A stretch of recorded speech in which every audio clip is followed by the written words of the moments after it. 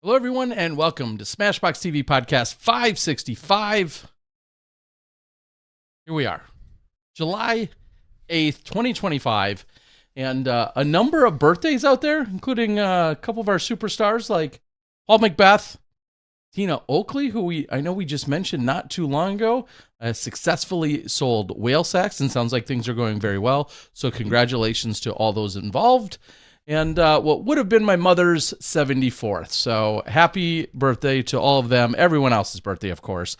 Also to my beloved mom, who's no longer with us. But tonight, super exciting show and ready to go tonight because world champ, freshly crowned world champ, along with like 27 others, but in one of the premier fields, the most difficult field probably to take down in recent history. We're going to have, in just a few moments, Paul Oman join us. And what an exciting weekend to wrap up the World Championships that it was. And I'll get into that a little bit more later.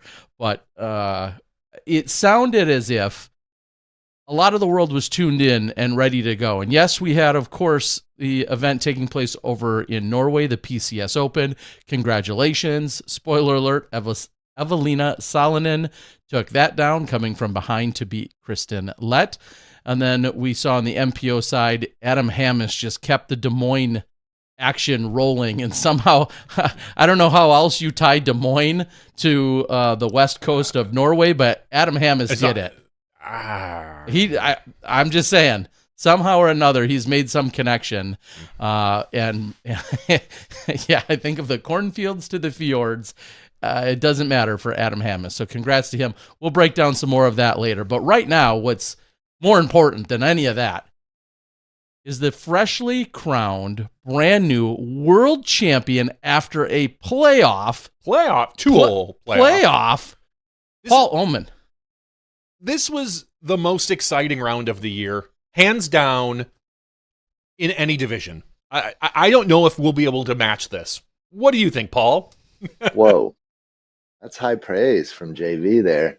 I mean, I was excited whilst playing disc golf that day, and I stayed up till 4:30 that evening watching Terry and Nate's coverage on DGN.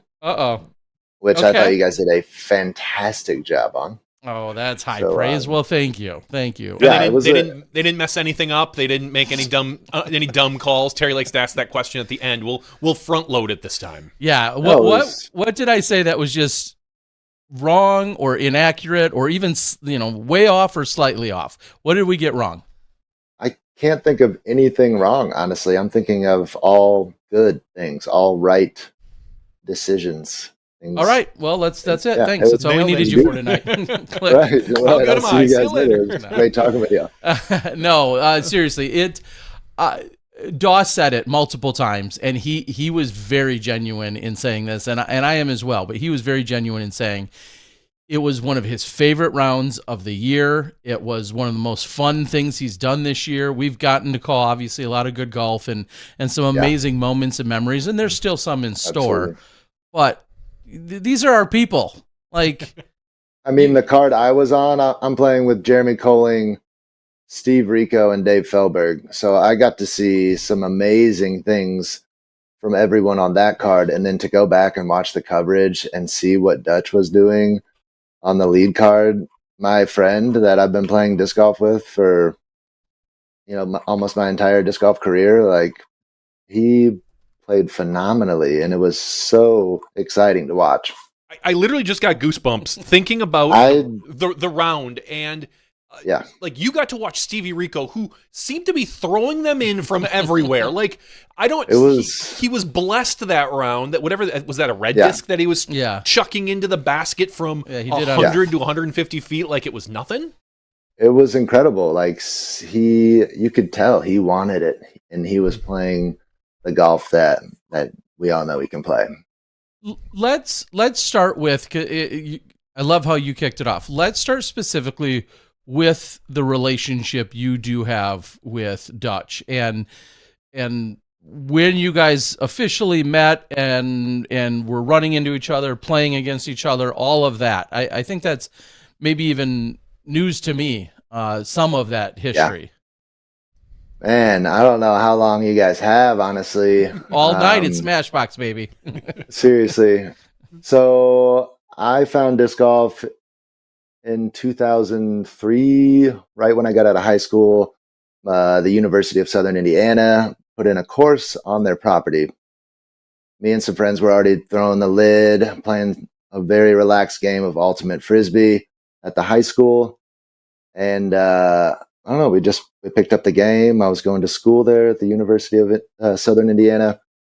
And, they had those directories, the PDGA directory. There was no internet. You just had the book. One of us got a book. We got the bug, and we had to play more courses. So Owensboro had Yellow Creek disc golf course, and we went down to play around, and we met Dutch in the parking lot. There's a pond that you play, I think it's 14 through 18 around, and Dutch had some discs that he had fished out of the pond, and he was selling them out of the back of his trunk for a very reasonable price. And he just gave us some pointers. We probably bought some discs off of him, and I might not have seen him for a while after that. I was just playing with my friends, and somehow I got into some small tournaments, not like sanctioned tournaments or anything like that. I didn't even know those existed at the time, but just got into those tournaments, met a few of the club members, the Ace Eagle Disc Golf Club members. Shout out, y'all. What's going on? Anybody's watching? Just met some club members and realized what was out there. People were traveling to play these disc golf tournaments, and I didn't have a PDGA membership at the time. Just learned all these small steps, and eventually, I think the Daviess County Open, which is in Owensboro, Kentucky, was my first event, and that's where Dutch lives. And he probably at that time had already established himself as a great disc golfer. But looking back at some ratings, I know that we were not, the disc golfers that we are today. But so that was probably 2007. Signed up for the PDGA in 2008, and we'll just fast forward a bit. I believe 2010, Indiana held the World Championships in Crown Point, and there were several small events leading up, just showcasing the courses, getting them ready. And I remember driving back and forth with Dutch in my car to those events. That's at least a 4.5, maybe 5-hour drive. So really getting to know a person, and just probably talking so much disc golf, and but playing, talking, and then I would say right around then is when I kind of started to travel a little more, getting to the Memorial, playing Brent Hambrick, some stuff like that. And Dutch was just 45 minutes up the road. We played a lot of disc golf, a lot of tournaments together. And I'll tell you what, that putt looked every bit as good back then as it does today. That performance on Saturday was just unbelievable. Did you have any, you said you went back and watched it. Were you watching scores? Did you have any idea, like, the type of performance he was having? I personally did not. BRP is an electric place, so you're going to know if something's happening, if someone's getting hot. You're going to know what's going on out there just by the roars. But no, myself being 5 strokes back from the lead and not on the lead card, I knew that it was just going to take everything. You didn't have to look at scores; you just needed to birdie and stay out of trouble. So I personally never did until hole 18. I kind of got a feeling from my card mates that things might be working in my favor. So I had to look at that point, because with the island on 18, it's a very, very risky shot. And if you can lay up, it's you should do so. But no, I did not know what was going on. And that's what made watching the coverage and hearing the calls even more exciting. Yeah, because clearly it's a completely different perspective from a viewer on how exciting that round versus the player. Like if you're on the lead card watching Dutch just jam these 40 and 50 foot putts and him overtake Joe Revere, who's as everybody knows, was the favorite going into the event. Like he's such a phenomenal player. And then we get to cut over and watch you. And I'll be completely honest. I was watching. I think I tuned in. I think it was hole 7. It was right as you bogeyed. You bogeyed hole 7. Yeah. And at that point, I was like, it was a good run for Paul. Is honestly what I truly thought that. I was like, all right, it's a good run for Paul, but the other guys are shooting well. Dutch is on fire. Yeah. Joe will probably pick it up at some point, and Paul will just run out of holes. Like that's truly what I thought. Yeah. And then you got the ace, and I kind of thought, all right, maybe he's got a chance, but he's got a birdie out. Like just the back 9, everyone said is easier than the front 9. Like that's where you get your birdies. There's a little bit of danger, but as I kept thinking, I'm like, Dutch and Joe are just going to go neck and neck and pull away, and they never really did that because you birdied holes 12 through 18. Yeah, I don't know. What can I say? Like I had a great caddy. I know you guys are familiar with Jeffrey Noel. Mm-hmm. Jeff Ron, yeah. Yeah, he's been on the bag several times. He keeps me in a good place. I don't know. I don't think I would say those holes, particularly on BRP, are easy. I know there are a few opportunities to get eagles, Dutch and Joe, with those big drives on 12, I believe. Mm-hmm. Wow, that was massive. No, that was the second time I wrote you off, by the way. Sorry. That's right, and that's a funky line to hit. I mean, you see the shot that Dutch threw, that sidearm. Like, I don't know if anyone else was getting up there. Maybe Brad Chick. He's got an incredible forehand. And then Joe, just the power and sneaking through that right side and getting past the pin. Like that's, there is an easy birdie there, but those shots, like those lines are definitely not easy. And yeah, I can't think of any easy birdies on the back personally. Maybe it's a silly question, but are you even recognizing like, oh yeah, I've birdied like, oh, I got like 3 in a row or 4 in a row. Like, were you even thinking about that? I mean, obviously you probably got the box, but no, I mean, yeah, that, you got the box, but I don't know. It's just, you get the birdie and then you're like, okay, I'm going to this hole now. And this is what I need to do to get this birdie, I guess. And then you throw the shot and you're like, okay, I gave myself a putt. And then you focus on the putt. I don't think it's really, yeah. Well, as we said, he didn't even get a chance to keep the box with all of those birdies because Stevie threw one in for an eagle and took the box. So I can imagine that changes your mindset. Like, you're right. If you're walking up to the box every single time, you probably kind of have a feeling. But if you're not top of the box, for instance, somebody takes it from you, it pulls maybe some of the excitement away from you onto somebody else and maybe gives you a chance to breathe a little bit. I can only project. I don't know. I've never, Terry nor I have been in that position before. So, no. I mean, with those 3 guys on the card, like I know I'm going to see greatness in the day. So like, as someone who loves the game, I just want to see everyone doing well, and those guys all have it in them. So I wasn't thinking of it in terms of momentum or anything like that. It was like we're out here playing some golf and it's highly competitive. And I mean, Stevie throws in on 13 and Coling almost gets another ace on the card on 16. Like it was fireworks. It was incredible. And like I said, we're at BRP where this community is like so rich and that place just has such an exciting vibe. Like people come out there and they love to see golf.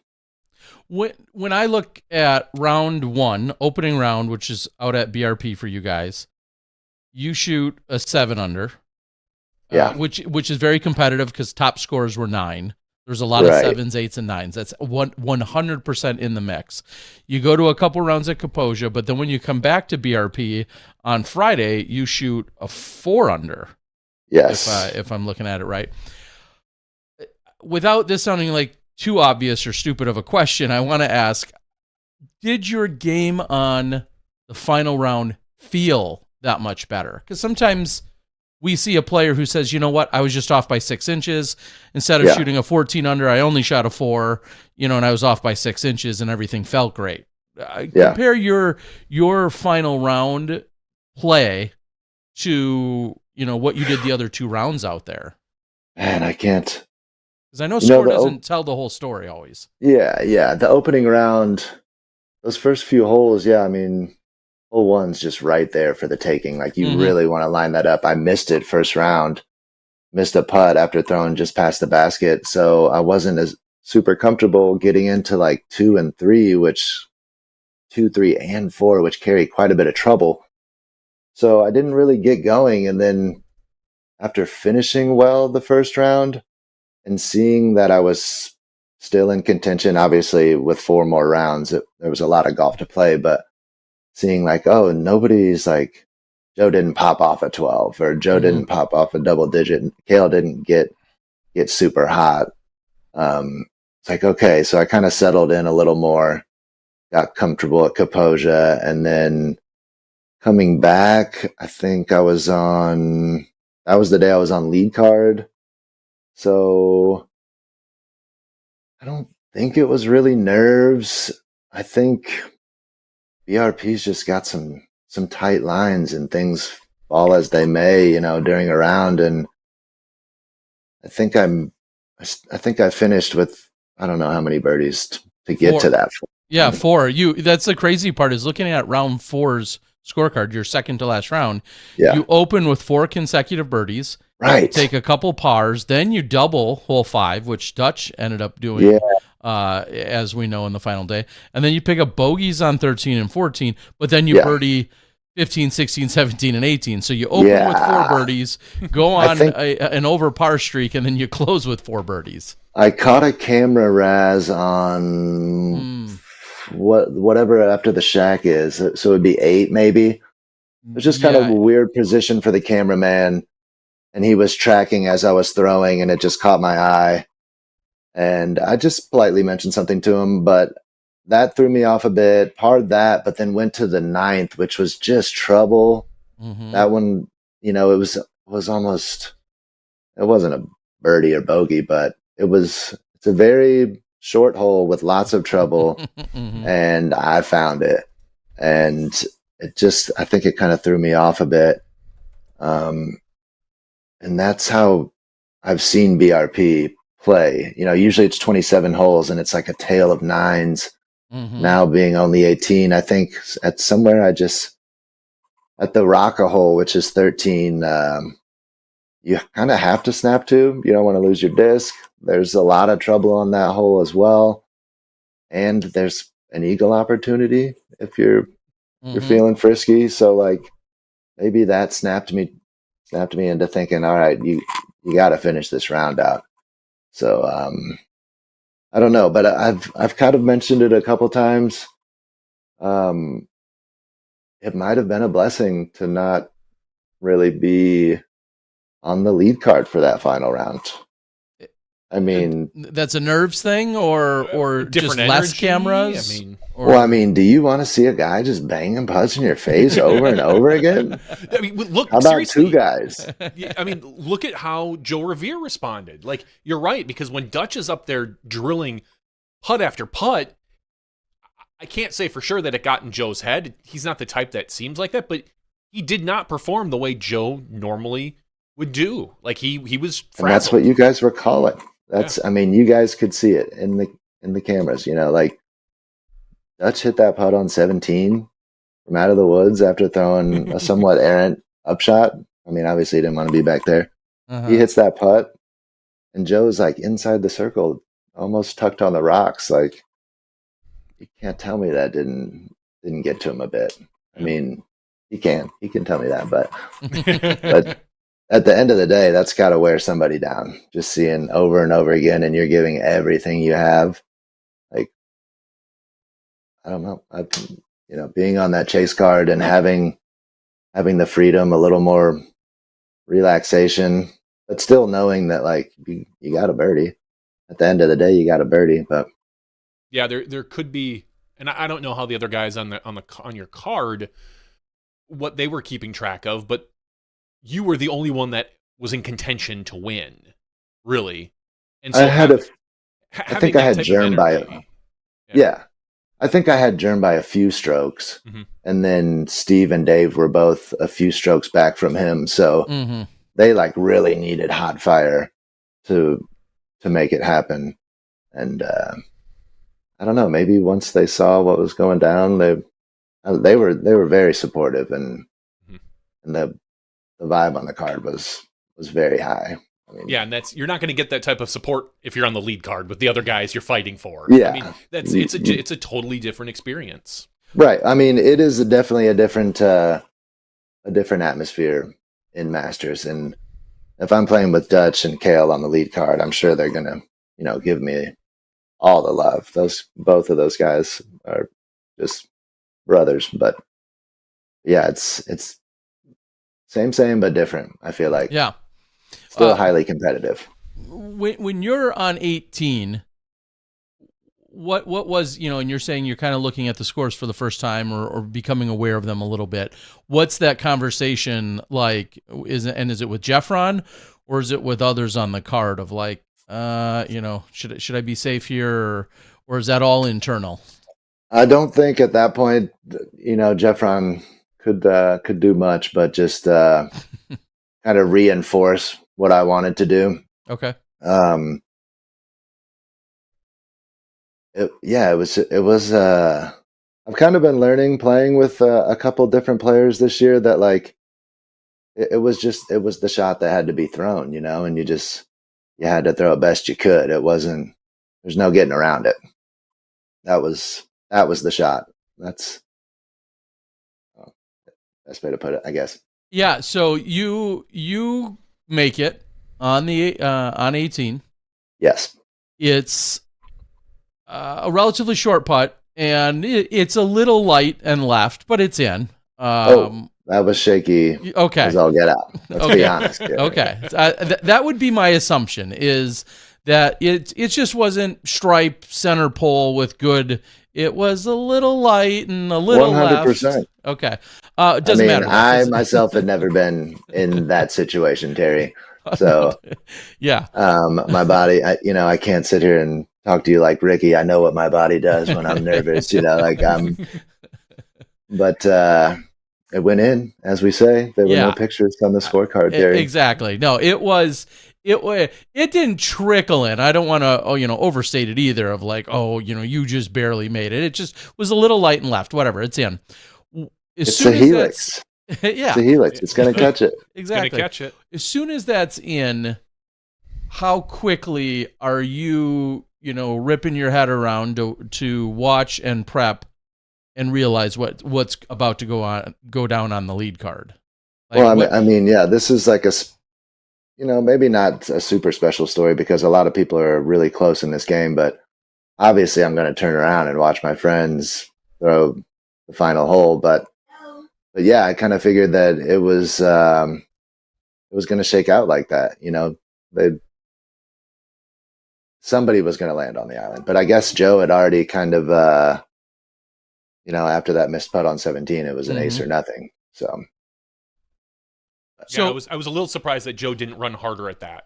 Honestly, he had the cushion. He came up short, to be honest, and slid past.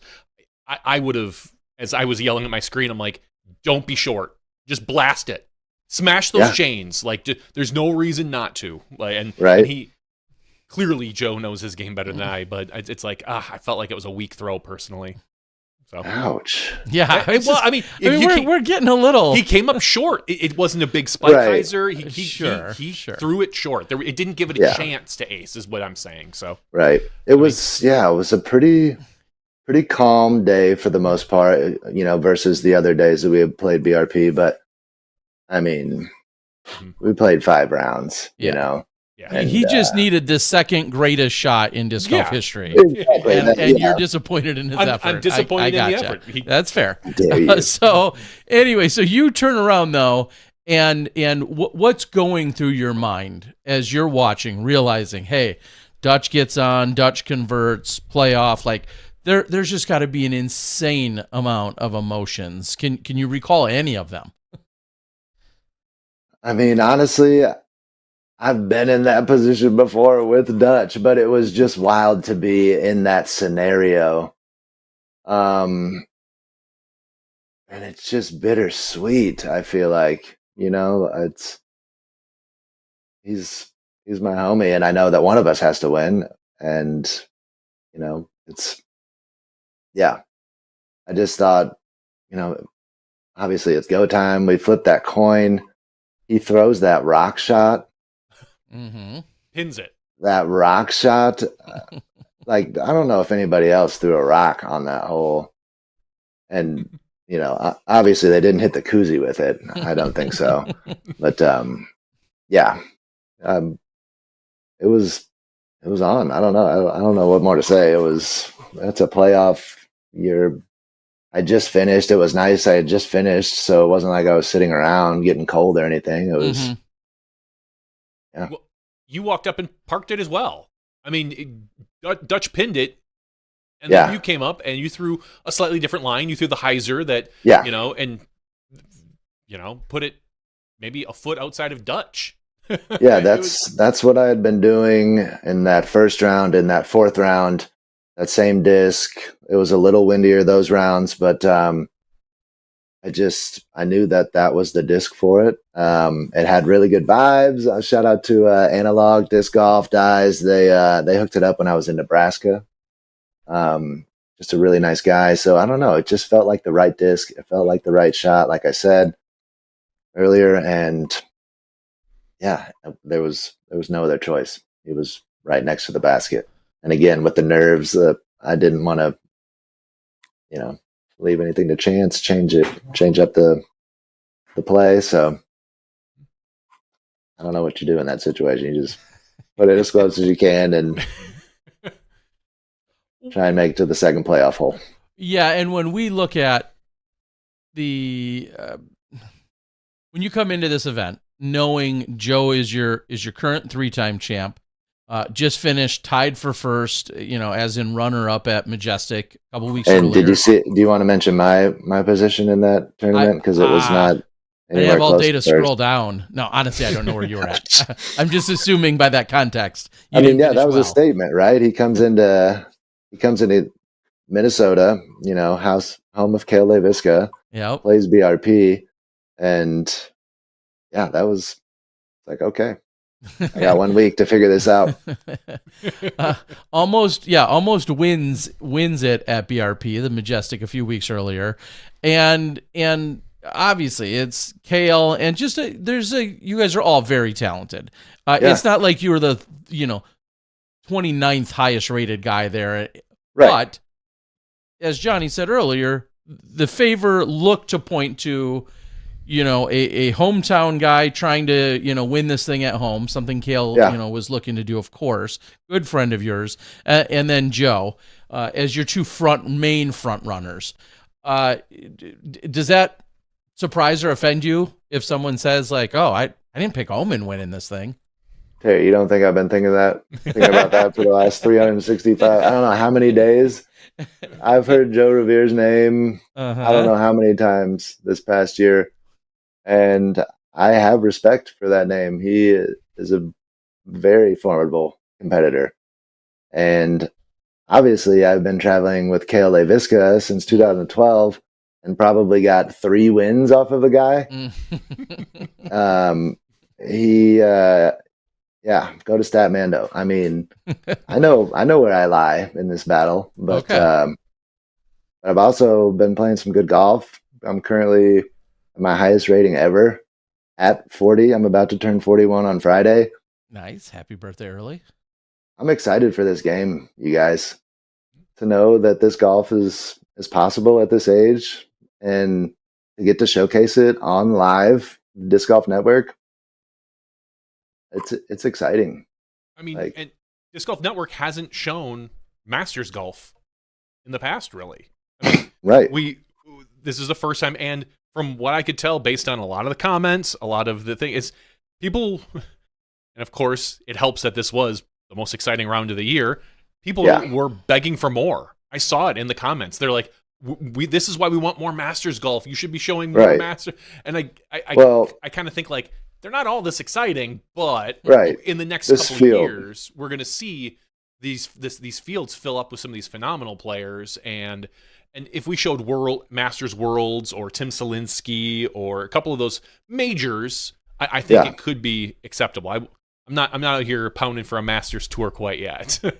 I think this field size is special at the Worlds, and a lot of people come out and look forward to not only the event but chasing a title. So these events particularly are special. I don't know how well some smaller events might do on live, but I got and I'll say I think a lot of that also at the very end was people were really excited about the play, but then they saw the camaraderie between you guys, like the embrace that you and Dutch had before playing. And then even after, like when one of you, like you said, one of you has to go away a loser. Yeah. I mean, that's literally how I greet Dutch Napier every time I see him. That's how we all would greet Dutch, too. Dutch, the only guy in the world with a Smashbox tattoo. So. That we know of. So you could be our favorite, too, if you got yourself a Smashbox tattoo tomorrow. But you could just see that. Swimming season. Yeah, swimming season. you could just see that there was a lot of respect and a lot of history, and just the way you guys truly were rooting for each other. I mean, I think it would have been fun to watch that go, rival the Ricky Sexton playoff. But I mean, that's what everyone talks about, and I don't know if we're going to talk as much about that round now that we've seen this Masters round here, because it was more exciting than that ancient DGPT round. Yeah, I mean, here's what I think is kind of funny about everything Jonny just said is one of the biggest narratives in our sport is we need these titans and we need these rivalries, and if the players don't have them, let's in the media manufacture some. Does Gannon, like or dislike AB or is Kristen's new rival Silva? And like these are the somewhat manufactured storylines that we have. But then we see the exact opposite with you guys. So it's kind of funny how we're still embracing that too, right? I've got countless stories about Dutch. Welcomed him into my home numerous times to stay for the local event, the Pumpkin Shootout in Evansville. Mm-hmm. I mean, the rock that he dismantled BRP with, he had given that to me years ago. It sat in a box. I threw it a bit, and he came to me at the beginning of the year without a sponsor, without, discs that he wanted to try some new things. And I gave him a few things, but I also gave him a couple things that he had given me, and that rock was one of them. So, I mean, like I said, the stories,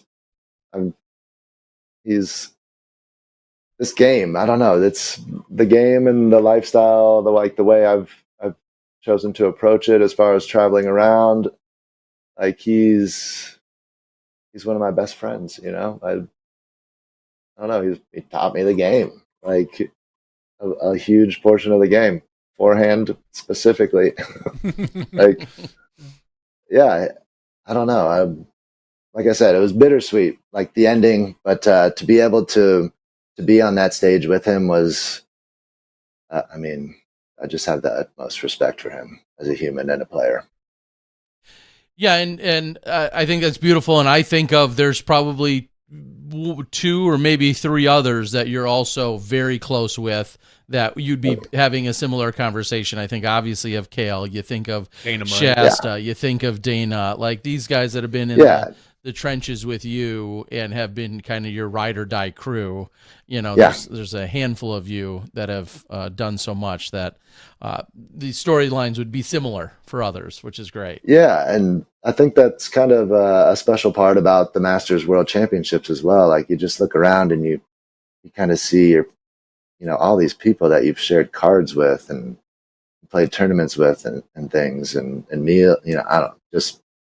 it's a really special disc golf event, I think. Let's digging into that just a little bit and expanding is, at the end of the day, it was 1,095 players from 21 different countries on 8 different courses, if I remember my notes from earlier. So basically 1,100 players in total. I think it was 27 or 28 total world champions crowned between, your amateur side and your pro side.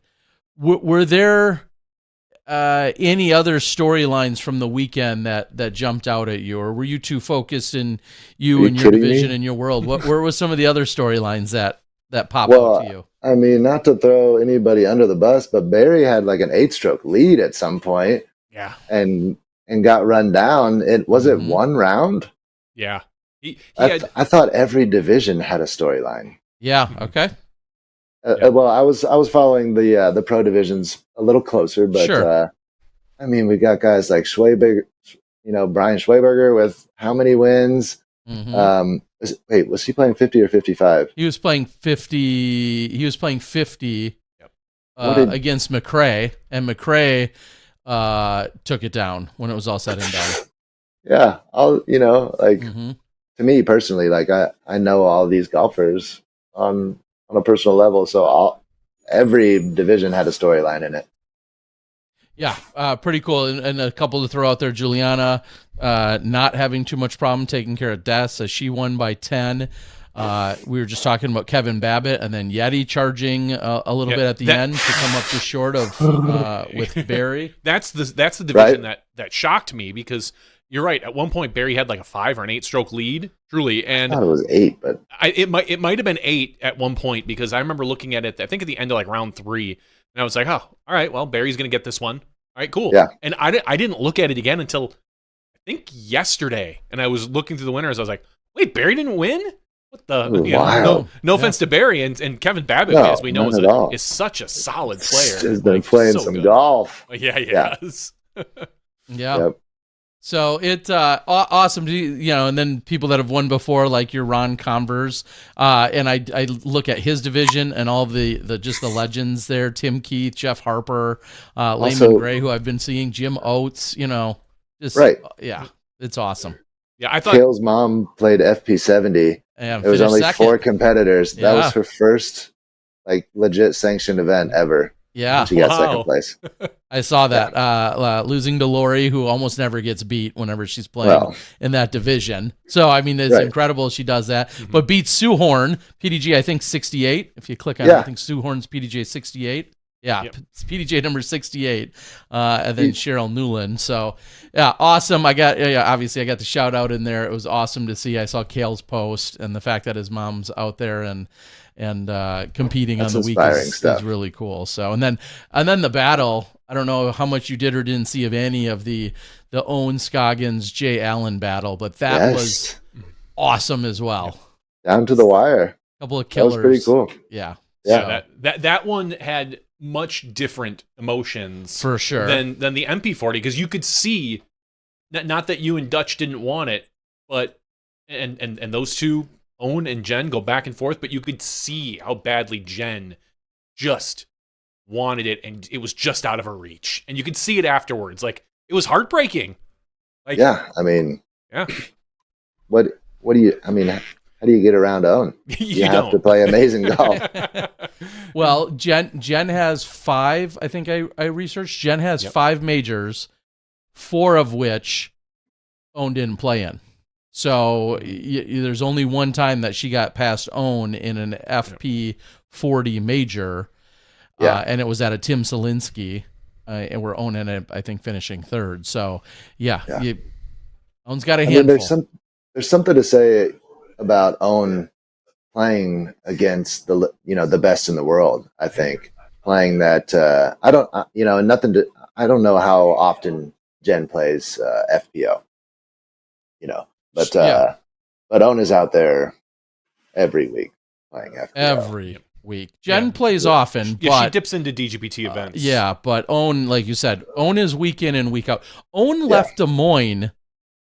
I saw Owen and Justin. I talked to them in Des Moines on Sunday, and she's like, I've never played Kaposia. I was like, okay, and you've only got like 1 day of practice, meaning Monday, after just getting done at Des Moines. And then she said, well, okay, I'll go to Kaposia and maybe walk the course tomorrow. And, I've played BRP before. I said, okay, perfect.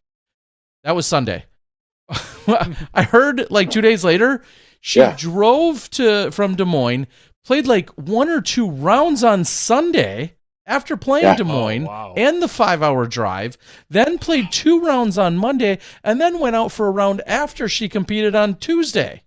I mean, and talk about how much she probably putted in the parking lots as well. Like she's an animal. He was talking about rounds. Yeah, and honestly, you could see it. She was burnt at the end of that. At the end of that round, physically, emotionally, she was done. Like she truly looked like she was ready for a break. Like, I don't know what time slot they played in, but it was pretty grueling out there at times. It was very hot. Yeah, and last note on them, in that sense, is that the one day we had them on coverage, which was then Thursday, it kind of jacked with their whole system because, like you were just kind of alluding to, they played basically in the morning like they do every day all year long, and then one afternoon in terms of the coverage day, they started at 2:30 or 3. So every one of them, understandably, were like, we're way out of whack. I mean, I could see mornings every other event. So, so speaking of burnout and or continued competition, what's all in your purview? And I know you're in Manitowoc right now, but what's next for you? I mean, I have to see what's going on in Europe. I'm only signed up for Worlds, but I have to see, Europe Worlds. And then honestly, I don't know. Some more, probably just kind of picking and choosing what events work for me. I'm not really trying to play against these elite these teens, youngins. I mean, maybe pick or choose a course. If I could get into Idlewild, that would be amazing. Something like that. But for the most part, I'm just trying to enjoy playing disc golf and not just grind it out and try and beat these youngins. I see right now Manitowoc in the park, which for anyone that's maybe not from our area, Manitowoc is where we just had U.S. Women's a couple of weeks ago. So Roland Ridge, Super Silver, those are the courses and all part of the event, I assume. But Roland Ridge is this weekend. That's a big A tier here in Wisconsin. And then, like you said, the Worlds. And then the next thing that's currently on your schedule my gosh. You're looking at my schedule? Yeah, it's not till December, and I think that's Mexico. Yes. Somebody put me on that. Let's go, Raul. Thank you so much. No, Puerto Rico. I apologize. Oh, Puerto Rico. Patrick, thank you. There you go. Yeah, you're listed in Puerto Rico along with Kale, Will Schustrick, Luke Humphreys, and a lot of that crew. Awesome. Yeah, so I'm not gonna sit here and tell you I'm the best at planning ahead, Harry. Okay. I'm hoping that I can get into a couple of these tournaments that I want to get into. But there was a time where you had to sign up 3 years in advance. Joking, obviously. But it seems like stuff slowed up a bit. I'm probably not going to be able to get into main states. I was kind of maybe thinking about that one. But I'll find my way. Don't you worry. I'll find a couple events out there to get into. Well, so when you say I'm not really sure what you're not playing coy, you really don't know where the hell you're going, which is great. That's really none of your business. Also, I can't get this full disclosure here. No, I haven't thought too far past Europe. Swoop through Ledgestone. I think there's still some spots in that. Okay. I don't know. I'm not looking for DGPT points. I'm not. I know that's working for a lot of people. So I'm not trying to knock that. But that, I think maybe those golf years are past me. You did your time on the DGBT. I've got a Paul Oman card or two. Yeah, and I'm just trying to enjoy it. Find some. This sounds shallow, but find some decent payouts, and see some friends, see the world, get back to New Zealand. I was just going to say, I don't know who could argue with that mentality whatsoever. You've also, just for everyone at home, the only time you didn't win in the Masters division that you've played in this year is a major where you finished second to that, Lucky Sexton feller. We don't bring up that tournament. Okay. No, that was a blast. I'm just kidding. Maybe just got a little too casual out there playing with Kale and Danny on the same card. Forgot what the task at hand was. But yeah, I'm trying to play those majors. I got into USGTC. Nice. The Las Vegas Challenge in the NPO division. Yep. So got to sign up for that. But yeah, I don't know. Just they call me the breeze. Yeah. You just flow like the breeze. I'm just blowing down the road. Okay. And then you'll take in a festival or a concert and such from time to time, right? Yeah, definitely. If there's some good music close by and the disc golf gods have been good to me, I can afford a concert, I will definitely go to a concert. With that being said, again, disclose what you're comfortable with, but you got tickets? No. Yeah. I wish I had some for you. No, I was going to say, I would assume that Innova nor any company has the hefty bonus structure for MP40 as they do for MPO, but some special, maybe commemorative discs, a little bonus action. What are we looking at?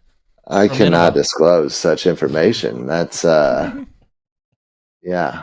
For sure, a commemorative disc, right? They've got to give you. I have not talked to anyone at Innova yet about that, but I think that would be really sweet. I've always admired players getting their name on a disc, and I think that would be cool. Yeah. Yeah, there should be a special run of something, if not a full. I'm not very good at asking for things, Terry. I'll help you out. I'll start demanding stuff. If it's one thing they're good for, it's trying to put pressure on the manufacturers to treat their players better. Yeah, I mean, what the hell's Farron's doing? He's out there in Norway, just hanging out, partying. Let's. No comment. I have no idea. Hopefully enjoying himself. Oh, he is. I guarantee and seeing he is. Some great disc golf. But we got a world champ here to take care of. So, yeah, I mean, if they want to make some money off selling some frisbees with my name on it, and slide. No, I'm just kidding. But they would be neat.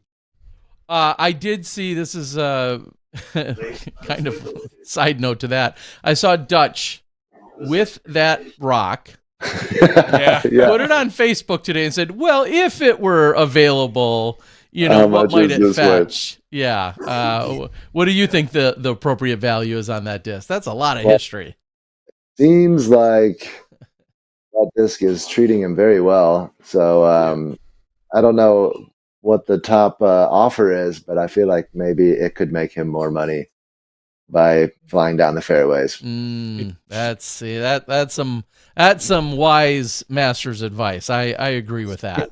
I think, but I mean, I broke a rock during that last round on a tree, so really on the only hole that I bogeyed. So those things only last so long. So okay, yeah, he pulled in $3,600, and a lot of that.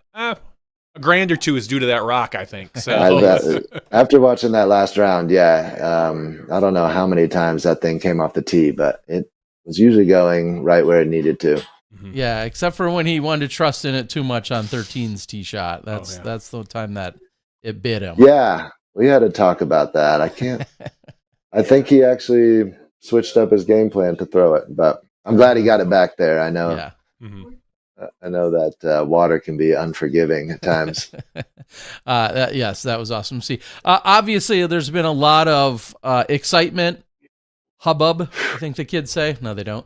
Yes. But excitement around seeing you and what you've been doing along with the Go Throw guys, and just loving life and then some in the beautiful land of the Kiwis. What's like that overall plan, look like for you right now? Is this a definite return? Get the passport ready every year thing? Yeah, I'm not sure exactly what those guys have really solidified, so I'm not going to like give out any plans or ideas or anything. But as for myself, they've grown they've got a rich community down there, and I know that they like showcasing it. I can see. I went, last year, and it seemed like at least twice as many people came this year, and I know that Ezra and Braden and those guys, Robert, those guys had a lot of fun, and the golf is good. I don't know. I myself need to get back there, I guess is what I'm trying to say. But I do believe that's in the works. Sweet. And shout out Henry Pearson, Simon Feasy. Yeah. Big Bry. What's up, bud? Super good guys. I had the pleasure of staying with Simon when I was out there in 2018 or 19, whenever that was. I spent a couple weeks in Australia, and then Simon picked me up and then got to hang out at his place with him for a couple days. And of course I want to get back. So, but if it ever doesn't work out, Southeast Asia is officially blossoming into an official tour for 2026 as well. And I know the Perks and Barsby's and Nico's and Conrad's, they've all been there. So they've been there, but I mean, one of my closest friends has been living there the last couple of years in the off season. Shasta has been really loving it over there, and I could definitely see myself making that trip. Okay. Well, he's got all the answers, but if there's any other ideas or thoughts you have, I'm happy to talk about it as well. Is that like beginning of the year? Is that like end of the year? It's beginning of the year. So right now, I know there's a lot of overlap and conflict with what New Zealand's been doing, which I mean, is what good problems to have. But yeah, the Southeast Asia tour is going to kick off in late January, early February. And then we're going to have 3 or 4 events, pretty hot and heavy, into February and early part of March. Wow. Then a little break, and then 1 or 2 more events. But it's officially, on the map, on the calendar as like 7 stops this year. And then there's a couple other events like a Cambodia. That's not trying to poach me, Terry? But no, I'm just throwing out options and letting you know. Sure. Honestly, a lot of people have said like they feel conflicted, and I'm like, you know what? You're gonna go to one for a couple of years. You can go to another for a couple of years. It's a win-win situation. Totally. Yeah. I love this off-season golf, and I love people making tours and travel destinations and stuff like that. Yeah, I think one of the small advantages that some of the Asia golf has is that it's not as developed. It's not as big and difficult and robust as what you get. I mean, the New Zealand golf is top notch, and the Asia golf is still building. And so, places over like Philo and Shastakam, I mean, they're throwing a rock or a mid on 90% of the holes. They're not out there throwing 12 speeds, on off of 12 of the tee shots. It's chill golf. Still playing disc golf. Exactly. Yes. I don't see a problem with that. Exactly. So it'd be right up your alley, I promise. So, all right, I need to Paul. come over. Before we let you go, I want to give you the floor, first of all, to say anything that we maybe didn't, prompt you or talk about. And then after that, thank any sponsors, supporters, places people should follow or check you out, all that kind of stuff. But anything you want to share with us, the floor is yours. I just want to thank Wilder and his team and the Minnesota team for a really amazing event. Ray Jordan, Blue Ribbon Pines. Much respect to Kale and Joe and all of the competitors. Just to highlight a few. I can't go on forever. Thank you guys for having me on. Thank you, Innova, for believing me and supporting me for all these years. Thank you to my friends for believing in me sometimes when I don't believe in myself. And I don't know. I hope to see you guys at another Masters event live, playing some golf. Yeah, I'm sure you will. I hope so as well. And then, what is it? Tall Paul Oman, is that the official Instagram handle? Is that the best place to kind of follow your journeys and your story, or no? I'm very terrible at social medias, but yeah, I usually just post stories. I haven't really posted in a while. The Tall Omen is my Instagram. Tall Omen. Facebook has done me wrong so many times. I'll probably never post on Facebook ever again. Fair enough. All right. Yeah. Well, Paul, I'll say it for at least the next year and then some. It was an absolute pleasure and an honor to be in the booth, to be able to call that, along with Nate Doss, who not only had fun, but had the utmost respect for the entire team and story and everything that was that weekend. And it was awesome. And it's been awesome seeing you and talking to you all these years out there on the tour, grinding away. One of my favorite people to run up and give a hug to. Literally helped run the tour at one point. Yeah, that's for a whole nother podcast. We should get into that. I know, we didn't get into that. Those stories. I'm sure days. I'm sure that there's someone is going to write down those stories. Yeah. Well, thank you so much, and congratulations on all of the successes, and hopefully even more than just the title, the additional moments and memories you created throughout that week. Thank you guys for all you do and getting those stories out there. We appreciate it. Absolutely. Thanks for having me on. Paul. All right. Have a good night, and good luck this weekend. Maybe we'll run into you at some point in Manitowoc. All right. I'm looking forward to it. All right, pal. All right, Take care. see Have ya. a good night. See ya. Night, boys. Paul Oman. Yeah. For those of you that don't remember, Paul did tour the first year with Zoe and Dustin, and helped run the original games, the Pro Tour, when they were bringing games and a festival along with them. He was part of the setup and breakdown crew with Zoe and Dustin to help set these things up at every one of these along with events. Shasta as well. Was out there doing a lot of that. Like, some of those games don't necessarily exist anymore, but from the sense of trying to create that atmosphere, like you were saying, of going to a Pro Tour event. And at that time, there was only a couple of vendors, right? Like literally a handful of vendors at most that weren't necessarily consistent at every single stop. And there were these wooden structures that were built, that were packed up. Just imagine like your local carnival or festival, and there were disc golf related, disc activity related games, and Paul and Zoe and Dustin and Shasta were schlepping around in a couple of RVs that barely held up to get from event to event, and that was all part of setting up at the Pro Tour stops, and truly like the backbone of the setup and takedown crew at this event. They were the guys doing it, along with some camera operators, and just insane what that was all about. So, yeah. As we said, all right, we'll go through some of the results real quick because there were a lot of divisions. As we said, Paul Oman takes this down in MP40.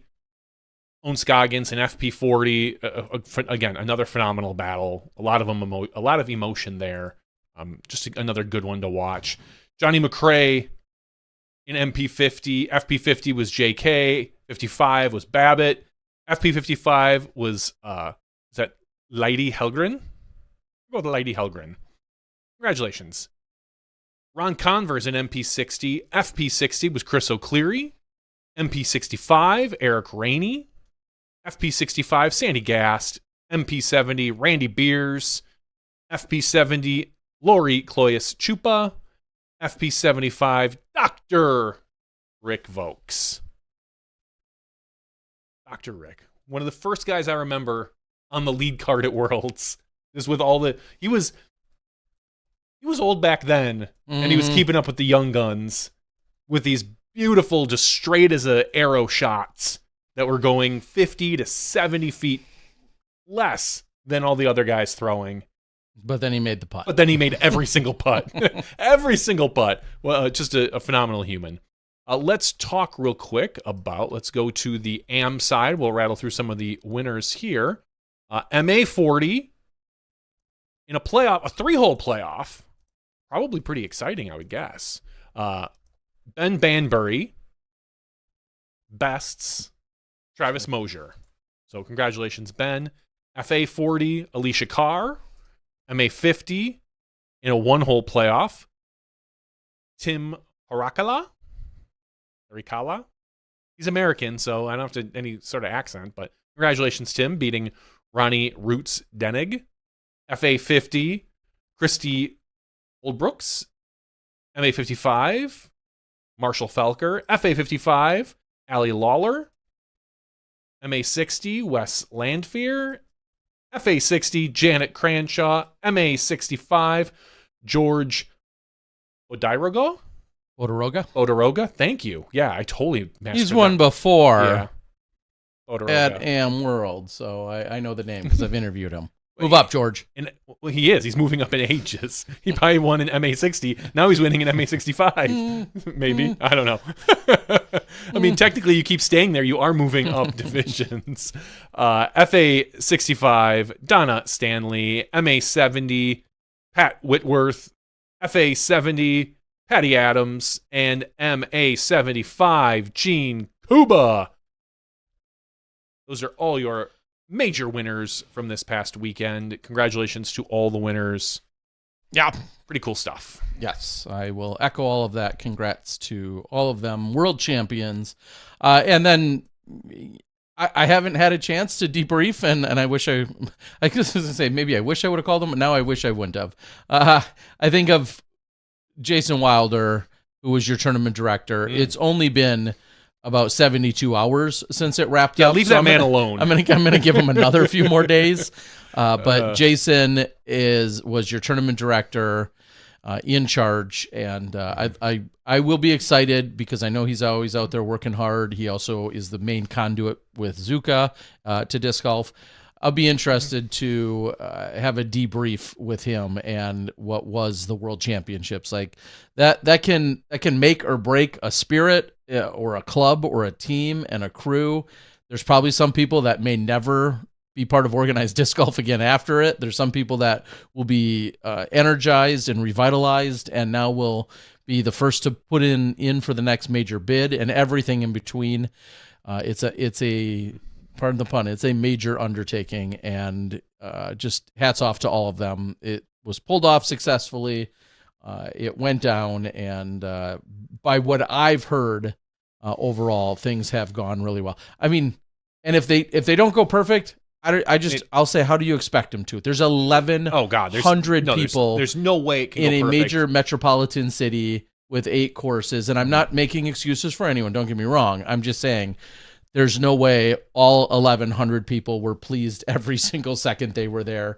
Let's just hope that any transgressions or issues anyone had were easily mitigated and addressed, and hopefully taken care of it to the best of their abilities. So big thanks. And I know the PDGA is there doing stuff and helping oversee all of this, and just everyone that had anything to do with the event whatsoever. All right. Let's talk a little bit about the PCS Open. Not much, because I didn't watch. I don't think you watched much. I watched a lot of the FPO action day one. Okay. Because, of course, it was on at like 3 a.m. in Bend, so why wouldn't I be watching the whole round almost? I watched. But yes. Yeah, I watched some of the MPO, which was just kind of in the morning for me. But winning this in MPO was Adam Hammes. He won by 2 strokes over Mio Hamalainen. What I'm going with. All I know is that this is Mio's very first Pro Tour event, and he takes 2nd place. Ain't too shabby. That ain't too shabby. He's a younger guy, out of Finland.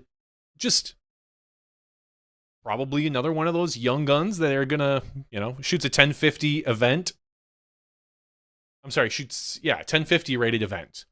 That was rated about 1012. Yep, but shoots 1050 on the weekend as an average. That ain't so bad. That's a pretty. Not at all. 3rd place, Daniel Davidson, tied with Kevin Jones, KJ USA. Sullivan Tipton, Lauri Lehtinen, Jesse Nieminen, and Gannon Burr. So a 5-way, 6-way tie. 1, 2, 3, 4, 5, 6, 2, 4, 6. Yeah, 6, I can count. 6-way tie for third place. Yeah, Gannon had a chance at it towards the end, and just 16, 17, well, 17 didn't bite him, but 16 and 18 got him, knocked him out of contention. But he was there, playing some good golf, but ultimately kind of just couldn't close it out, and Adam did. So congratulations, Adam. It's a second Pro Tour win this year. Having a pretty darn good season. Yeah, hard to complain about that. And what's crazy, Wisconsin boy. What's crazy to think about is what he's done since the terrible first round of Des Moines, and then to watch him bounce back in round 2, hottest round out of all competitors in round 2. Round 3 at Des Moines, hottest round of all competitors, comes up just a couple of short of tying or being officially in contention with Ezra or pushing a playoff. But the 2 hot rounds to close out Des Moines, flies to the other side of the world, and then comes out just blazing over there as well. Yeah, so started out with a 1073 rated round 1. Yeah, whatever's tripped his trigger is working. And so congrats to Adam. Pretty cool to see. Rounding out the top 10, Calvin Heimberg and Anthony Barella. Over on FPO, was, I don't know if it's a bigger story, but I think so. It's definitely a bigger collapse. Evelina Salonen wins this. No shock. She's been playing very well. She shoots a 7 down final round to jump up a spot because she was in second place. Annika Sten takes second place, tied with Kristen Lott. But the story is, Kristen shoots a +2 on the final round. It drops how many strokes? 9 strokes to Evelina that round, and ends up losing by 3. So Kristen, just through the center of that course, just couldn't keep it together. And Evelina took advantage. And I don't know if there's a question right now as to if Evelina's the best FPO on the planet. Like, she quite literally has every championship you can imagine right now. She's got the U.S. Women's. She's our world champion. That's good. She was the European champion. She's the Finnish champion. Like, quite literally, she's got championships all around the world. Yeah, if you like those sort of things, I play for fun. I don't play for championships. Not just wins, championships, Terry. These are like national championships. But Evelina, it's really hard to argue that Evelina isn't the best player in the world right now.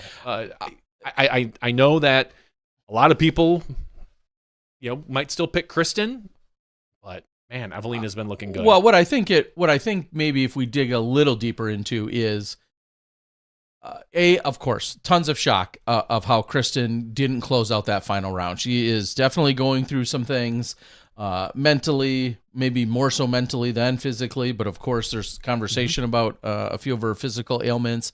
But if you read her post, or the reference even that she made in a post I think she made today that kind of referenced, I'll say it was very reflective, talking about time as being a champion and how long she's been doing this in her life, and a metaphoric story that she had posted with regards to a tennis player. Like there's some reflection there, which is totally understandable. And what I think I take away is, and this is obviously meant as no disrespect to any of them, Evelina peaking, trending, kicking ass. 3 straight weeks, some time. Phenomenal golf, right? A couple of weeks ago, it feels like we kind of wouldn't shut up about Silva, because Silva has done incredible things. She has put together some solid rounds, been in contention and/or winning, beat Kristen back-to-back weekends. Yep. I'll do what. And Silva did not play this event because she got sick, apparently. So she had some sort of fever. Because, she was sick. Wants to get herself fresh for the upcoming events. Here, and I will do this, and I thought I was going to refrain, but I'm not. So can we just quit with the stupid-ass GOAT conversations that get thrown around weekly? Because I love watching any given person play really well and have even extended periods of greatness. And these three women specifically have shown us over the last couple of months that they look invincible. And then also, let's throw right into that conversation, Cadence Burge, who clearly has been a conversation piece for 3 consecutive weekends.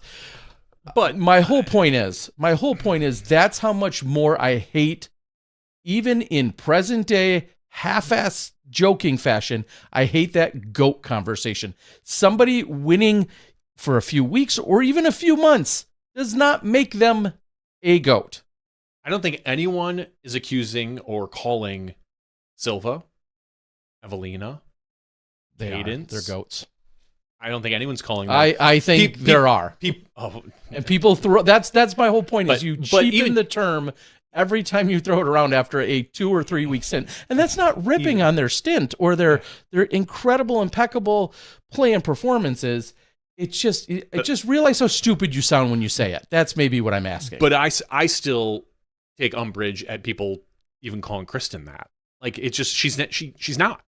Like, if you want to truly say who's the greatest FPO player of all time, it's still not Kristen. She's the highest rating, but I'm sorry. Like, we said it years ago. What if she quickly burned out?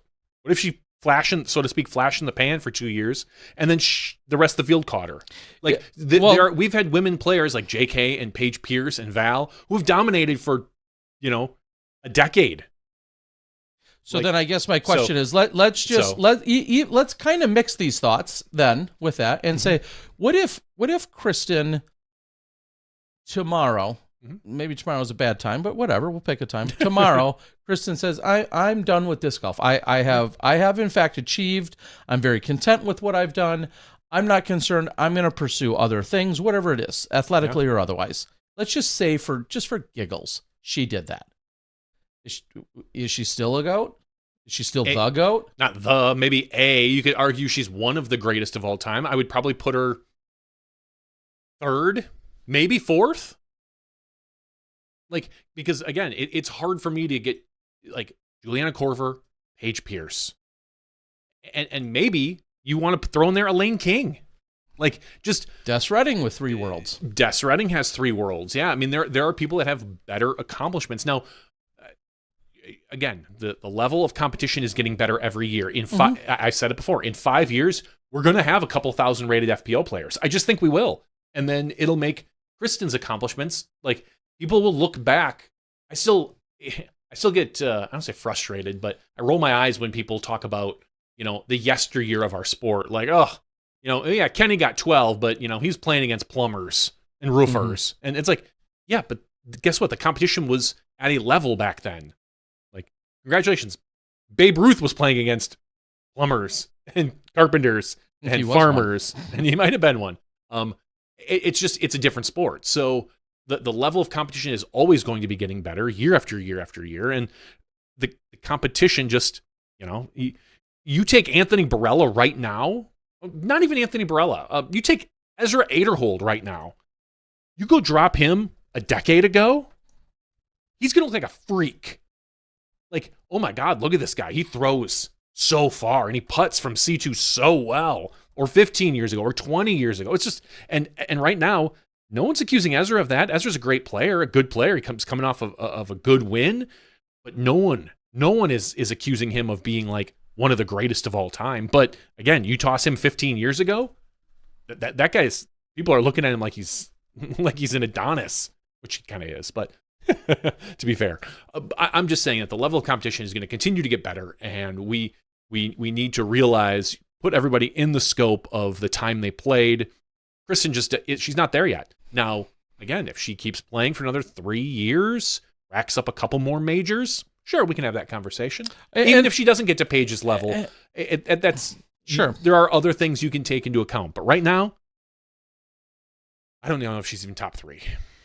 Here's what I'll say. I am not in any way diminishing anyone's accomplishments or suggesting someone's not good. Yeah, any of that silliness. So do not get any of this twisted, nor am I ripping on anybody in any capacity. I'm just throwing out some numbers that maybe will help shape and mold some conversations about tempering maybe usually a recency bias. That's really what it is more than anything. How crazy is this to say that if my math serves me correctly, you know how many majors now Evelina has? 6, 5? 4. Or majors. Or majors. Okay. Lots of, other successes and whatnot lately. But she has 4 majors. Do you know how many Kristen has? Well, Kristen got 4 in 1 year. Correct. And you know how many she has total? 7? 7. Good job. Thank you. It's only 12 behind Paige, or 11 behind Paige. And I wasn't even going to necessarily go to a Paige or Val, Val has 16 and I think Paige has 18. I wasn't even going to go to them. I was just going to say, who would have thought 3 years ago in watching Kristen what she did, and then seeing some of these struggles by Evelina, still even some that still exist, of course, that Evelina would be now just 2 majors behind Kristen. Who would have thought that after Kristen ran the table at the majors and got the Grand Slam, that she'd only have a few more? She's only gotten 1 since then. Yeah, exactly. Specifically. Everybody would have thought, okay, she's going to rack up 1 or 2 a year. Yeah, I agree. And that's not been the case. So it shows the parity in the FPO field. It's great. Absolutely. And I guess that was maybe what started this whole conversation is I am all good with seeing people pop off and hit these streaks and these pockets. I love seeing it all. I don't see any downside to it, but it's kind of even crazy what we've thought about just in the last few weeks, because it feels like it's been Evelina, all conversation. Just before Evelina was Cadence, just before Cadence was Silva. Like that's what we've done just this year. And meanwhile, scratch all that. Well, Holland is actually the most consistent. Yeah, hasn't been out of the top Kristen, 5, right? Like Holland hasn't been out of the top 5, and Kristen's only missed top 2 once. I'm just saying, Evelina has all the world championships and the national championship. So she's the championship GOAT. I wonder if we could make her SmashBox championship. Maybe, probably. So anyway, I love it all. I'm here for it all. It's all great. It can be great conversation. It's sports radio talk. That's all it is. It is to some degry, but some people sound stupid. We have one more A tier. Not me. Okay, me all the time. Oh well, yeah. Sometimes that's why I'm here. Sound dumber than me. Sometimes. The British Columbia Open, sponsored by Innova, that is up in British Columbia. Interesting. Winning that was Noah Higgins over Colin Bryant in a playoff. So congratulations, Noah. Thomas Gilbert takes third, tied with Scott Withers. On the FPO side, you have Taylor Chosick winning this by 7 strokes over Chandler Ray. I think it's Ray. Sweet. Yep. Congratulations to Taylor, taking home $474. Congrats. Awesome. I will say I am here for, and I do have a little FOMO over it, but I am here for all of these pictures and people enjoying Norway. And I have extra special spot in my heart because I was at the PCS with Eagle McMahon and Avery Jenkins just before really PCS popped off a couple of years later and got onto the Pro Tour. So I've stayed there. I've stayed on the property and filmed in the rain and hung out there and went through all of that. And the course has changed and evolved. A few of the holes are 100% untouched and identical. And then definitely some of them have developed where they were maybe even just a thought. The one right after, I always think the one right after where Paige had slipped and they cross over, a few of the holes after that, those are very much different from what I saw when I was there, as one example. And hole 16 and 17 didn't look anything near what they look like now. They were in the early phases. So I'm so blessed by all that. But the Viking stuff, the party, the experience, like go back, check one of my blogs. You have guys, top pros, in a hot tub on the deck of hole 1 in the hot tub while people are teeing just 3 feet from them. It's all been part of this really fun experiment and experience, both, that has been the PCS Open. So congratulations to everyone over there. Absolutely a little FOMO, and I did love what I was doing this last weekend as well, but a little FOMO of that PCS atmosphere. So congrats to them. Tim says best trophy ever. Yeah, I mean, obviously everyone loves seeing the big sword that was both MPO and FPOs, different styles. I'm not about to name those styles. A lot of you can. But a couple different styles of swords. Just epic. I mean, Now, wasn't this one an axe? Yeah, thank you. Well, the FPO one was a sword. Okay. And the MPO, correct, thank you, is an axe. 2 axes given out this year. One in at what, Cascade probably? No, I was gonna say Music City. Guitar is known as an axe a lot of times. Oh yeah. I was not following your hilarious joke. Where's Axl Rose these days? That's the real question. He was just at the final Ozzy Osbourne concert. I saw a picture. I saw Ozzy, and Ozzy was out in a wheelchair, wasn't he? Yes, he was out there in like a wheelchair, like some sort of throne, singing the final, Black Sabbath songs, and Axl Rose was there. Okay. So, because I saw a picture someone posted of the two of them. It's the first time they've ever met. Really? And, yeah, shaking hands. That seems insane. Yeah, I agree. Are either of them going to be at our state fair in a couple weeks? Because that seems like the next stop. No, I don't believe you're going to see either of those. I don't think you're going to see Ozzy ever perform again. Okay. And I don't believe Guns N' Roses is quite state fair material quite yet. I don't know. It depends on the lineup. But yeah, we've seen we'll some. Your local state fair probably. They're just about ready. I mean, that's where I saw MC Hammer. So. Anyway, all right. Do we have any other real? I'm sure there's other real business that I'm. I do. I want to talk about something really quick going on with Skip Ace for the next month, or 3 weeks-ish or so.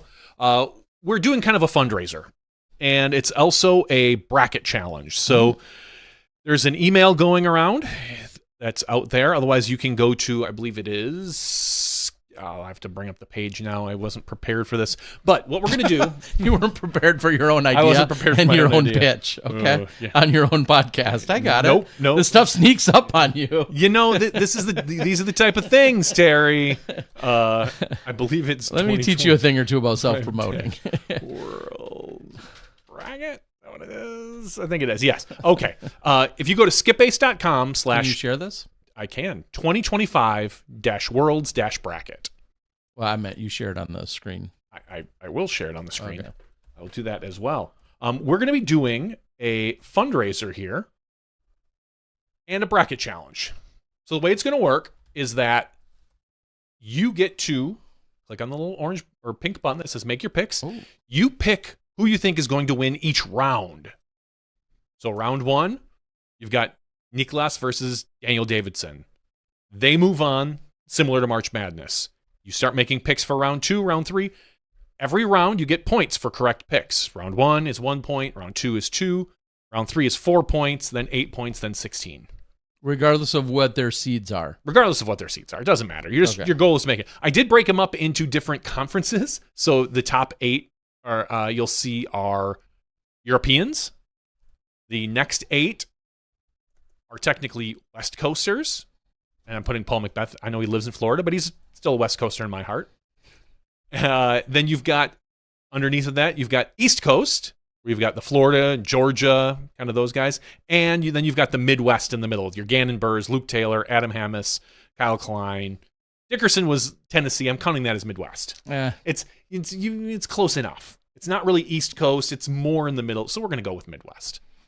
But anyway, you rack up points for your wins, for all the correct picks. Those points will turn into entries for a ton of prizes that we've gathered.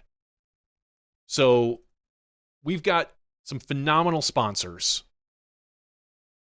listed up at the top. Ulta World, Infinite Discs, Shop Ledgestone, OTB, Skip Ace, the Paul Macbeth Foundation, UDisc, Disc Golf Network, and Foundation Discs. We're giving away a bunch of gift certificates. We'll probably do it on the show, maybe right after Worlds. We'll kind of do a big giveaway. But the fundraiser aspect of this. So I was kind of looking and I figured, you know what? You're probably going to be able to rack up maybe 25 to 40 points on your bracket. The best you can get is 80. That's if you pick everything correct. All right? Sounds like something I would do. Yeah, that sounds like something you do. For every 10 points, you get an entry. So maybe you get 6 entries. You want to make it easier? Donate to a disc golf charity. For every $1 you donate, I'll give you an entry. All you need to do is just email the receipt to bracket@skipace.com. If you email me a copy of your receipt, I will put you in the entry for every $1. So if you donate $10 to any disc golf charity, I have some listed here. You can click on them. It'll bring you right to their donate page. The Paul McBeth Foundation, Uplay, Edge, Saki Bomb. There are other ones out there that I couldn't think of. I should probably put the Ulibarri Foundation out there. And I'm sure there's others. If you can think of some, let me know. I'll put them out there. But I don't care what it is. All you have to do is send me the donation receipt, and I will enter it in there. As long as it's disc golf related. When Worlds is over, we'll look at all the entries, and we'll give stuff away. I'll probably do a special prize for the person maybe who had the best bracket as well. Maybe we'll give away one of the gift certificates, because we've got some Paul McBeth signed discs, a bunch of $20 gift certificates to a bunch of the shops, a sub to Ultra World. So I think the mini sub, I don't know exactly what that includes because I'm not Ultra World, but I'm sure it's something good. I think you get access to the Discord and maybe some streaming stuff. Some free skip base. Yeah, you get a date with Charlie. Sweet. Yeah, it's pretty good. Let me go donate. Yep. Be right back. You get some free skip base leagues for next year if you want, some UDisc Pro subscriptions, some Disc Golf Network subscriptions, and some Foundation stamp discs. Again, all you have to do is donate. That's the goal for the next 3 weeks. I want to see how much donations we can drive. I want everyone to play, go make your picks. But this is really just a reason to kind of push everyone to give a couple bucks. All it takes, just $5. You can donate $5 to any one of these foundations, and I'll give you 5 entries into the competition. Sweet. And if you're a sponsor that would like to get in on this, I'm always willing to give away more prizes. In fact, no, you're not. I am. I will. I'd love like a big prize, maybe something that will drive more donations. Like a picture of my tummy. Like a picture of your that is a prize. Like a date with Terry. You know, he'll take you to the cheese factory, the Mars Cheese Factory. Castle. Oh, it's a castle, I suppose. Yeah. You respect my cheese castle. Damn it! You were the king of the cheese castle, Terry. But ultimately, that's all this is. It's a reason to donate. So please, if you can, get out there, give $5, $10, $15. It doesn't matter. Send me the receipt to bracket@skipace.com, and we will make sure that you get put into this entry and make your picks. I'm really curious because I don't think we've ever done anything like this. With 5 rounds, I figure I could do 16 players or 32 players. And it works out perfect for 5 rounds. I really wanted to do this earlier in the year in March during the March Madness bracket. But that seems like a weird time. It does. But I mean, that's kind of bracket season. You know? I know. But you either do it with just, a 3-round event and then you only get 8 players, or you try to like wrap it into 2 events. And I was thinking for the Texas Swing, which was in March, but then you never know if someone's going to play one round or another, or one event or another. So it's just easier if we just do it for Worlds, and it conveniently works out pretty darn well with the way we're going to do this. So I'll be submitting the brackets hopefully nightly as the players go through, and send some money to some of these disc golf foundations, and reach out if you got any questions. That's it. Okay. Money, I like money. it. Donate. Not to me. Can donate I win? To other disc golf. Yeah, you're eligible to win. If you fill out a bracket or donate some money to me. For you, Terry, it's special. For you. Everybody else has to donate to disc golf charities, but if you donate to me, Terry, I'll make sure to get your name on that list. Yeah, I bet you will. I don't trust you. You shouldn't. Donating. Yeah, I didn't want donations to get sent to me just to turn around and put them in there. I figure it's just easier if people send me the receipt. I think that's a much better way. Then everybody gets their own name put on their donations. I mean, if you want to do a big donation, it's obviously tax deductible at most of these places. But yeah, it's just let's raise some money for some disc golf stuff. Sweet. Well, I have put the link into the chat. If you're not hip or square with all that, we'll make sure sure the kids are. Try to put it in the... It's already in the show notes. So if you look in the description of the video, so if you're listening to this sometime later and you want to know where you can find the action, again, it's skipace.com/2025-worlds-bracket, but that link is right there in the YouTube description. It's already there. So go check it out. Right. Real quick, I will just say, after a return from Europe and the action that's taking place over there, I will be hosting a Flex Start event that's going to take place at a course down in southern Wisconsin, just barely shy of the Illinois border. And it's at a course that I've worked on for the last couple of years, along with Tom McManus, Tom Jenkins, and a bunch of others. But the course is officially in. We've had one Flex Start there. They're having a community days. So it's really cool that you have the opportunity. If you want to bring out your family, there's going to be all sorts of like crafts and vendors. There's going to be face painting and a kids petting zoo. Maybe an adult petting zoo. I don't know what kind of stuff they're into. But there's going to be all these things going on. It's truly just a community day.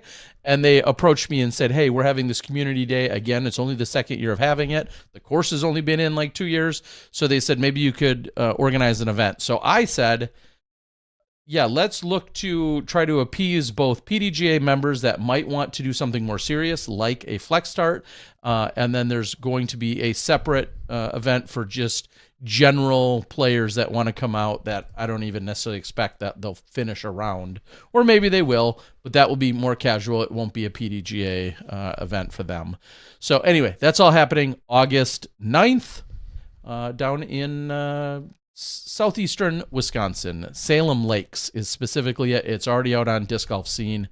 Maybe I'll put that in the show notes as well. So I wanted to get that out there, that is available. So we already have 40 people out there that have made picks. I pushed it out there earlier today. If you're a member of Skip Base or play on Skip Base, you probably saw it in the newsletter I sent out. I also posted it on Reddit and a few of the Discords. So sweet. All righty.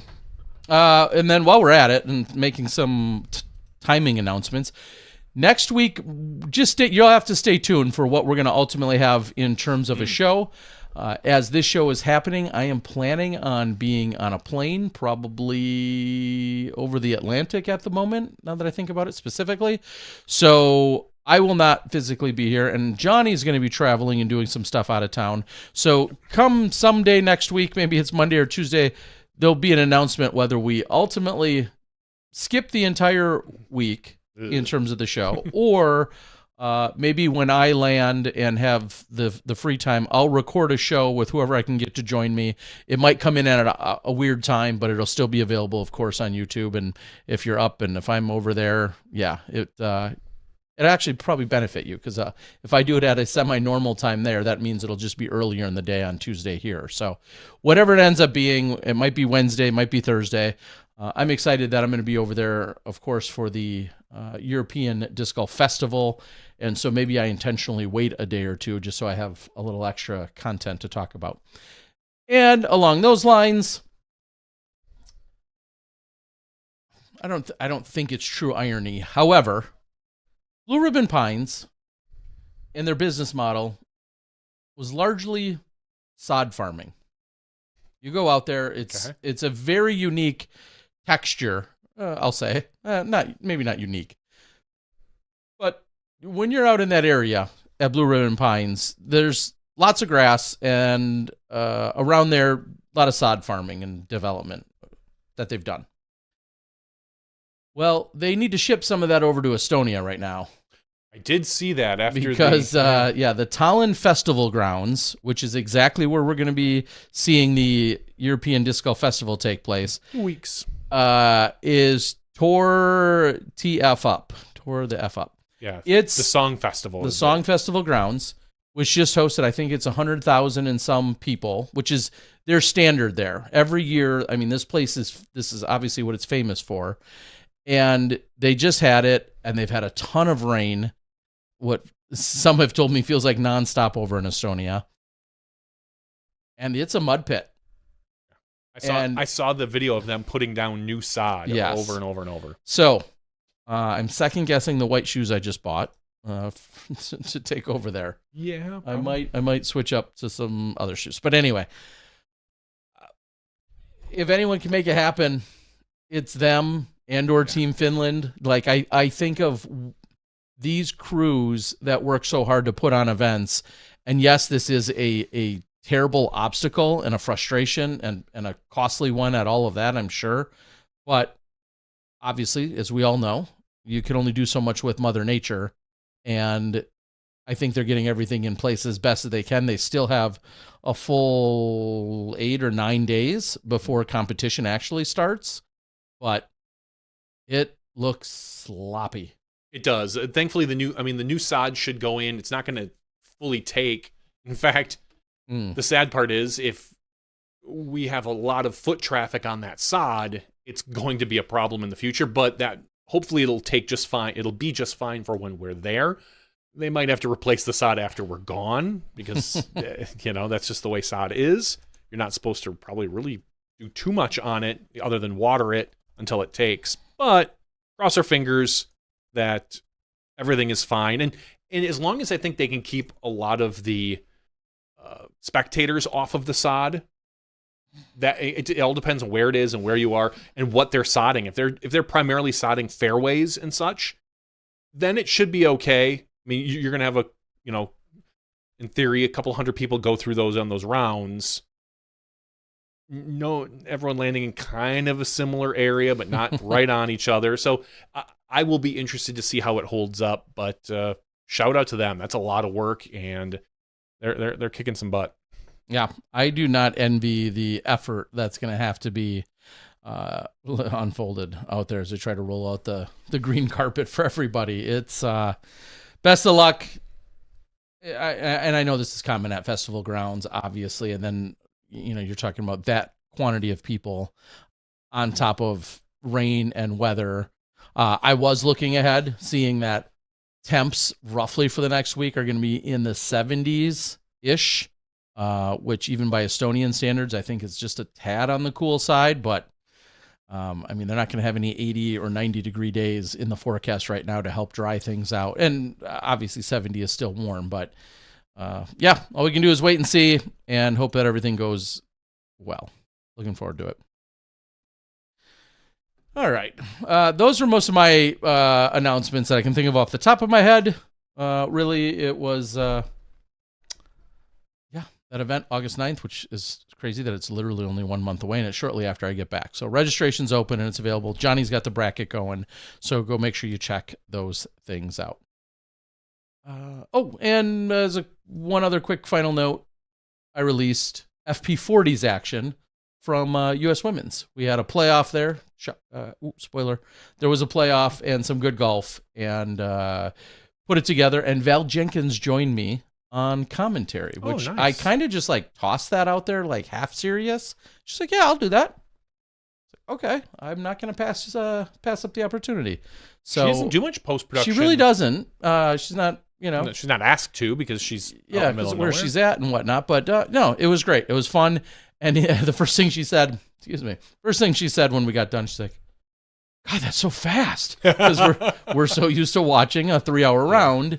And this 18 or so holes took just a little over an hour. And I'm like, yep. And then my edits specifically are like, so. All right. I think that's it. Let's call it for the regular show. We can get into some after show chit chat after that, and we can go from there. But I want to thank Tall Paul Oman and everyone that had any part of making the PDGA Masters Worlds successful. Congrats to the AM players and competitors and champions. Congrats to all the pros.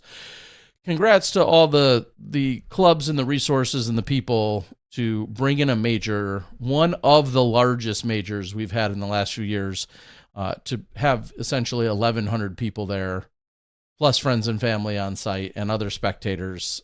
Just an insane undertaking. So when you're talking about especially 5 days of action through some heat and humidity and storms and everything else, big shout out to all of them, and congrats for pulling it off.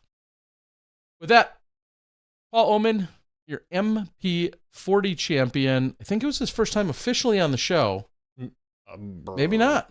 I think he's been on in other aspects. But not necessarily as the prime guest. Well, glad to have him. Glad to have all of you, our Patreon subscribers and supporters as well. With that, for Jonny V, I'm Terry Miller, the Disc Golf Guy. That's episode 565. We're going to take a very quick break here, and when we come back, we'll have the after show, and it might get silly.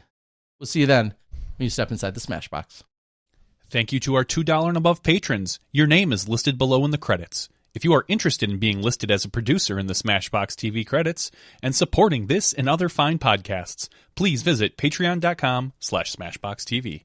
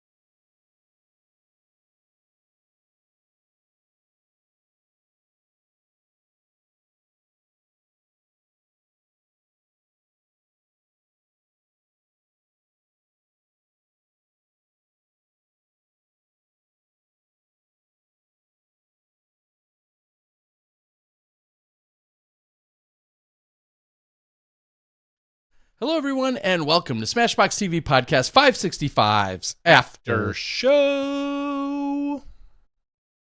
Nailed it. I did. I had to run all around town today.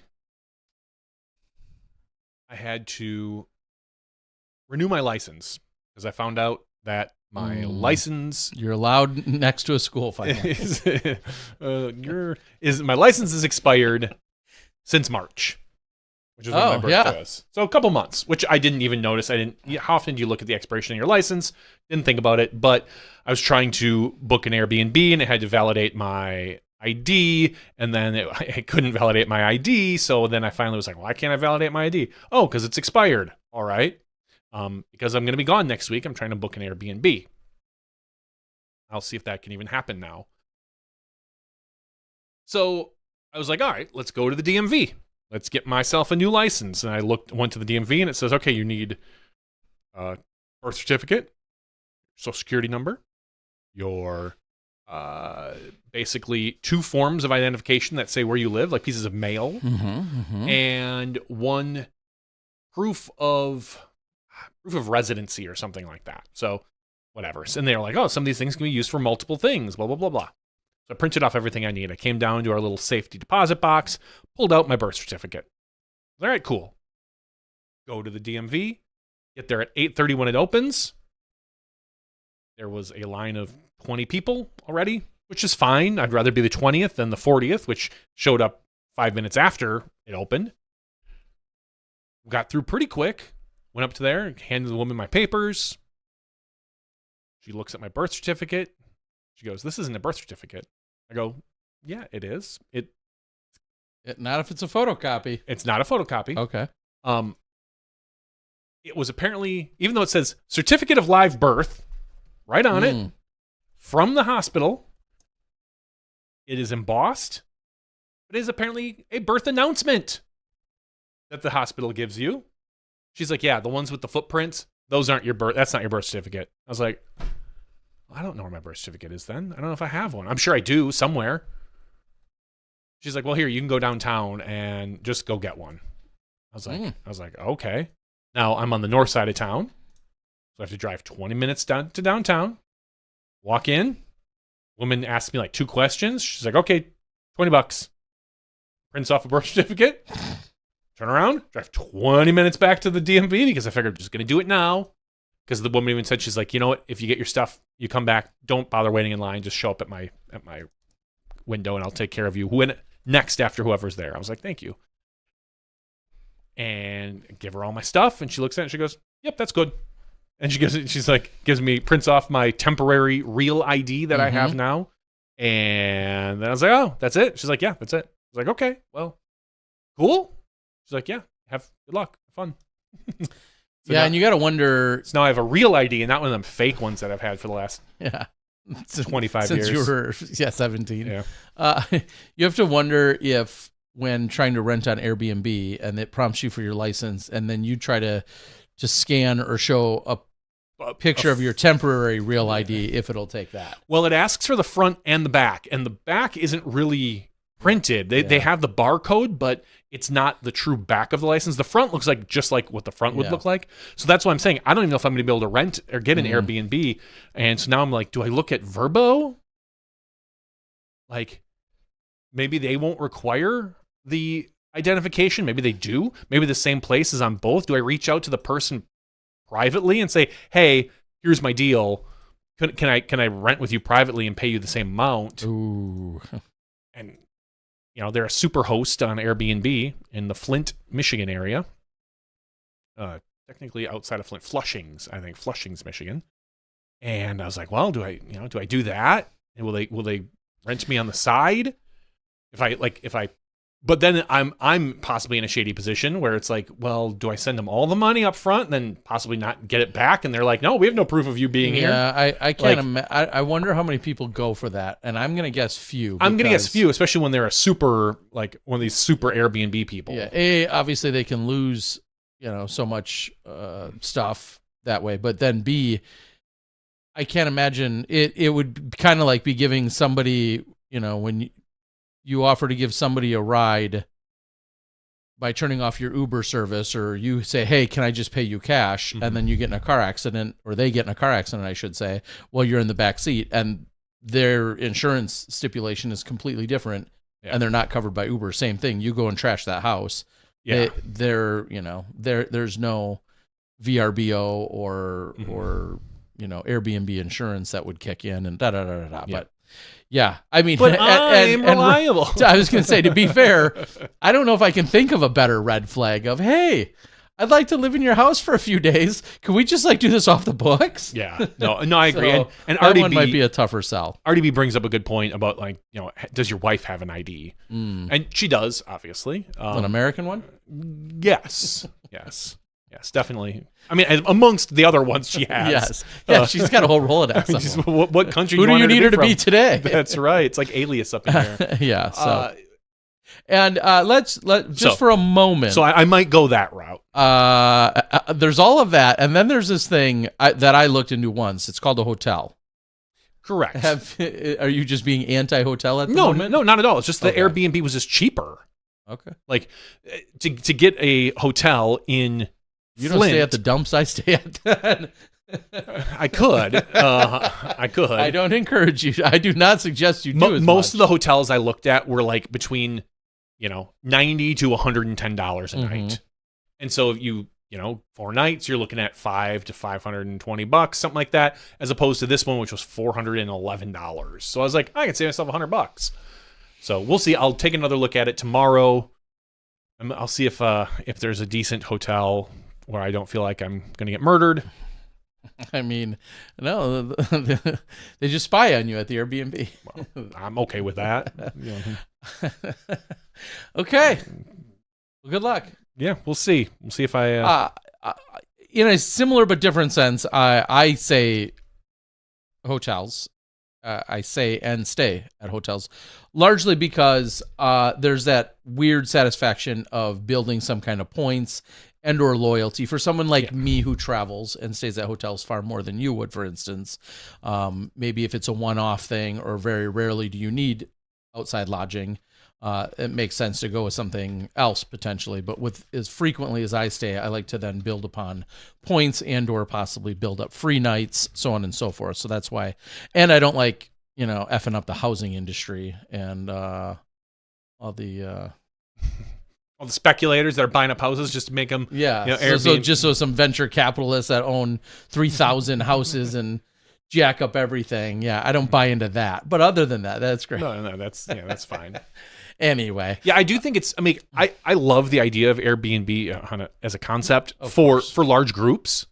It's less so for individuals. I feel like you're like, all right, yeah, you are kind of hurting the local hotel industry and this and that, versus when, you know, there's, you know, 15 of you all looking to, you know, crash a giant pad. I think there's, but I don't care. There's plenty of practicality. Yeah, I personally don't care at all. Like, you're out for yourself. I get it. That's fine. And I mean, again, what I don't love necessarily is when they take a house and convert it just for Airbnbs. But if it's like, oh, hey, we have an extra room, we have a small studio, something like that, I mind that way less. You can come make friends with people. That's right. Yeah, I got it. So we'll see. We'll figure out what happens. Ace Run is on the board saying, dang, we missed it all? Depends what all is, because you didn't miss all of the after show. It seems like you're here for it, which is funny. I don't usually, before each night on Tuesdays, go out to Reddit and post and say we're going to have a guest. Once in a while I have, if it, I don't know, comes to mind to do. Tonight I did it. And I think the title that I put in there was like, MP40 Masters World Champ Paul Oman on the show tonight, or something like that. Spoilers, bro. Yeah, that was the first comment. Was, no, I guess I don't need to watch it. Dude, it's been 2 days. I'm not going to go into an entire spiel. I'm just going to say, it is now Tuesday, and that ended on Saturday. I don't know what to tell you. Like, I get it. It ends on Saturday night at 5 p.m., and I make that post at 9 p.m., okay, sure, maybe I can almost understand an argument. But it's now, it wasn't a typical Sunday ending that was posted Monday. Yeah. It ended on Saturday. It was posted Sunday. It's Tuesday night. And honestly, I'm scrolling through Reddit right now. 8 hours ago, somebody put, congratulations to Paul Oman. Yeah. On winning the championship in Minnesota. So someone beat you to the spoiler game, Terry. Exactly. I thought that was funny that, were you going to go back and binge all the rounds? What was the plan there? Anyway, Ace Run, who covered FP40 and only had to worry about one card during that final round, which is nice for them, says, try to be on time. Too much running around today. Being home after 5 weeks meant a lot of catching up to do. I can understand that. Makes sense. And he says, wait, Tall Paul won? I haven't watched yet. I did think of that. And maybe per the post you just read on Reddit says it all. But thank goodness this one was live, because there wouldn't have been coverage of the chase card. Correct. There would have been no. Because Gatekeeper, oh my like God. many of our events. I never thought of that. Surprisingly, that's one of the earlier today. One of those things I do think of. Yeah, Gatekeeper, it was contracted to cover MP40. Ace Run contracted to cover FP40 for the week. I don't know all the details yet. I'll have to ask questions later, but Gatekeeper then went out and obviously was doing the filming as well and needed lead card action, but only because there was additional DGN cameras was the chase card even filmed at all. And so, I wonder how, I'll have to go look, because constantly probably cutting into chase card stuff with Tall Paul, like in this case, you have to. Because he was a threat starting by hole 10 or 11-ish, 12. Well, he was technically a threat at the very beginning, but he went through all the... Yeah, but he had kind of a slower start. He had a slow start where the other guys were kind of punching back and forth a little bit. So, again, as I said, I truly wrote him off twice. I wrote him off when he, when he took the bogey, and I was like, he's just not going to happen. And then he gets the ace, and I'm like, oh, maybe he's back. And then Dutch and Joe Revere eagle that hole, and I'm like, well, okay, well, there's not going to be enough. But then Dutch goes and doubles the next one, and I truly wrote him off in my head 2 times before finally it was like hole 15 or 16. I'm like, damn, he really does have a chance. Like, these other guys, they have to birdie out now, and it was what an exciting. He's like, I'm Batman. Don't write me off. I'm Batman. So. I don't know. It was pretty cool. I was just going to take a quick look at what was Paul's golf for the week, and for the event it says 1043. So it looks like per PDGA he averaged 1043 golf ultimately for the weekend, where Joe Revere averaged 1042 golf as a 1034 rated player. I saw a little more than normal hubbub, again, that kid's term, today about unofficial rounds switching to become official for today's PDGA ratings release. And it seemed as if specifically there was some frustration from US WDGC competitors that there was a stark contrast in some of their unofficial to official rounds, which let me just say, not being a mathematician, let me just say that's why they're always considered unofficial until the ratings, calculation officially happens every few weeks. So let me use that disclaimer as a guy who doesn't understand how all the ratings work. But so first of all, there's that. But second of all, when they switch, there's oftentimes a minor change. Yeah. Literally 2 or 3 points. Right? I shot a 10-10 rated round. Now it's 10-12, or now it's 1,008. Whatever. Seemed as if someone was out there today looking for other examples, and were really bummed, frustrated. You can't put too much stock in them in the first place, but bummed and frustrated that there were some significant differences. We're talking like 10 or 12 points, which, as we all know, is like ultimately 1, sometimes 2 strokes or whatever it is. Can I understand being a little disappointed, but your rating is not your entire identity either as a player. It is a great snapshot. It is a very worthwhile indicator to give you some idea of how you rank and rate against others, and it gives us a general idea of what division you should or shouldn't be in potentially. It doesn't give us your floor nor your ceiling. It's a snapshot in time. Everything will work out, but yes, some frustration was voiced earlier on the Facebooks. Well, did you see that, speaking of ratings, Kristen Lott's rating has dropped? She's washed up. 998 now. No longer 1,000. Is she ever going to win again? I did not see that specifically, mainly because I didn't see her make a post complaining about it, which she would probably never do. But no, I did not see that officially happened. Gannon Burr is at 1058, stayed where he was. Okay, they're broken, sure. But Kristen dips to 998. We dip. The question that comes to my mind then is, if that's the case, last I looked, I think it was yesterday, was that Holland was next highest at 991. She is at 991. She went. So she nowhere. remained. She remained at 991. Okay. Which is still phenomenal. Yeah. Gosh. Silva Sarnen, 983. She had to have gone up. No, she didn't. She stayed the same. Kat Murch, 975. Paige Pierce, 971. Paige went down 3. What did Cadence go up since we happened to have her in front of us? I believe 970. I think she went up like 8 or 9. Feels like it's more than that even. 5. Oh, just 5. Okay, so she was 965 before. So one post that I did see from Cadence. Thank God today, she didn't play League. That's a good point. Last week she told us. No, one post I saw from her earlier today was, I don't know how the Europeans do this. Like, come to the U.S. like 8. She said 10 times, 8 or 10 times a year. She's like, this is killing me. Meaning the jet lag, travel, whatever.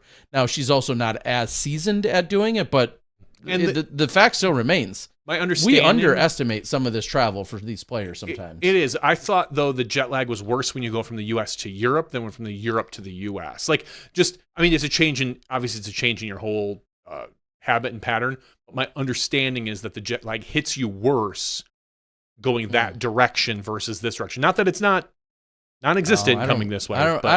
Interesting. I've never necessarily heard that, and I don't know that I would attest to that. I guess just based on the fact that it's later that you're going the one way and just messes you up differently. Maybe. So, I also am not a good example, as I have the worst possible schedule on the planet, as I went to bed at 4 a.m. today and woke up at 10, and for no good reason. So I'm not the right guy to compare with. People that are on a schedule, I'll say this. People that are on a strict regimen or most people or schedule or routine, I can understand how it totally F's with your system. We talked about this weeks ago with the FPO. Yeah, but anyway, All right, let's read some more from the board. Artie says he's going to go water his plants. Okay, I hope that it's raining in Estonia. That might work. Ace Run says probably would have split to 2 single cams if the extra cams weren't there. Yeah, but the question is when? Because like I said, I mean, obviously Paul was doing well, but I mean, really, really, like nobody's planning on him to ace, and then, which first of all, just think of the ace. Like you probably wouldn't have had a good shot of the ace if you were on the T-cam, or maybe you would have seen it through the little window that's there, but it wouldn't have been nearly as good of a shot if you don't have 2 cameras there. And then he misses the next hole, hole 11, fine. But you're not like, oh, yeah, he's probably just going to birdie the last 7. Like, you're not thinking that either. At best, you're probably 2 holes later into his birdie streak. Maybe if you're lucky, if you're preemptive and you're like, oh God, he could get this. Because again, even I said, and then so what? You split your cameras, and then you maybe possibly miss the double eagle that happens with the 2 camera coverage throwing through that woods. Yeah, you get none of that. You either get the catch cam if that's where you post up, or you catch if you're the getting T-cam, a throw, which is just right into the wood. A bunch of Congratulations. That's such a hard, and Ace Run, bless your heart, depending on how you would have done it. I'm glad you didn't have to.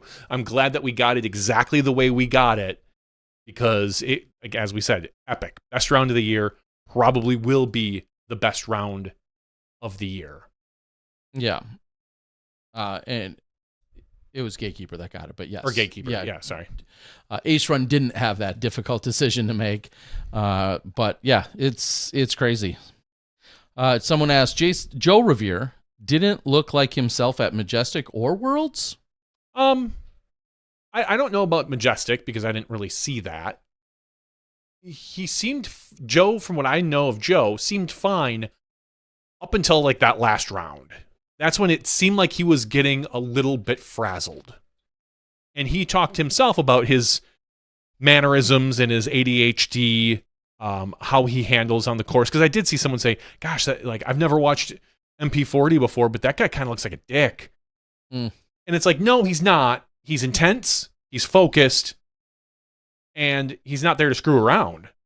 Like, he understands. He's told us, he's been on the show 2 or 3 times saying, I only have so much vacation. I take it very seriously when I'm there. Off the course, great guy. But you know what? He's there to do a job, and he was very intense, and he was very much, he wasn't rude to anybody. He wasn't, it was just, he was focused.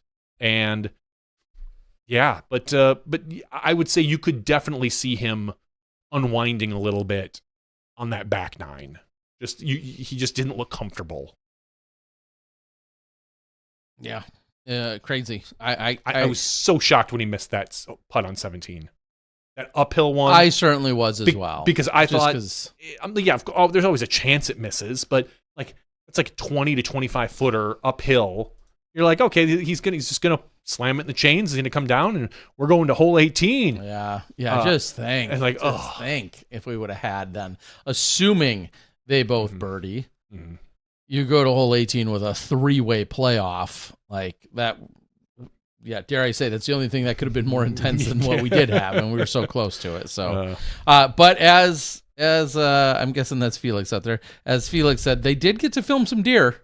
As that one deer jumped out as Sarah Holcomb was approaching on 10. I missed that. I heard about it. That was awesome. That was the main time where it happened, and then ultimately it kind of hung out in the field for a little while, and then eventually it ran off toward hole 9 and out into the field out of nowhere, which the drone captured, which is awesome.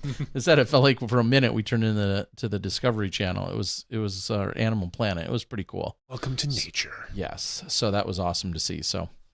Gotta run, guys. See y'all soon. Terry, safe travels. John as well. So yes, take care, Aaron. Hope you're well.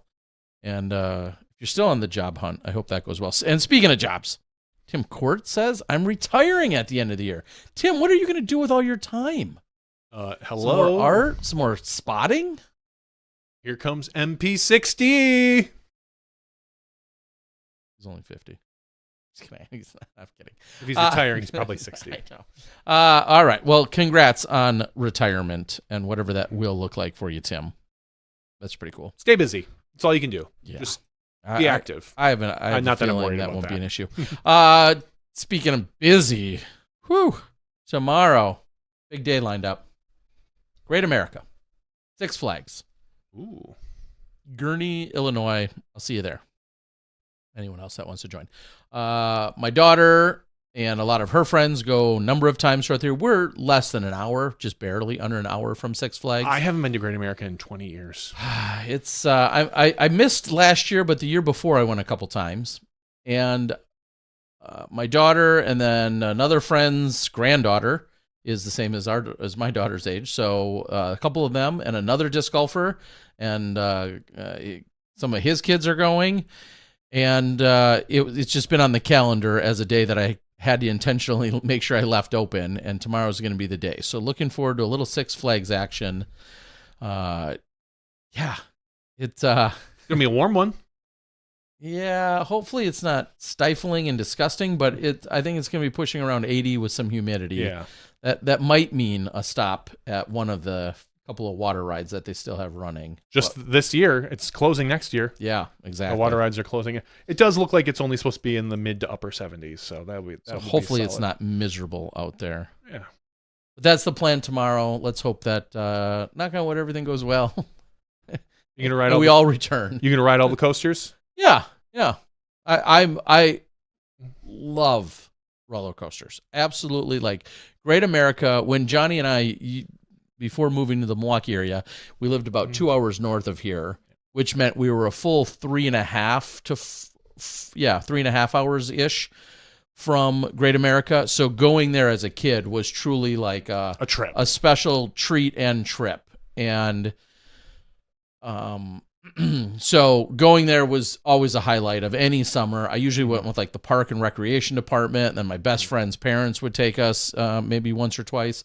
So going there was always super exciting. And so to move down to this area and then realize like in no traffic, like 45 minutes. No, it's almost exactly 1 hour for me. I'm a little west of here.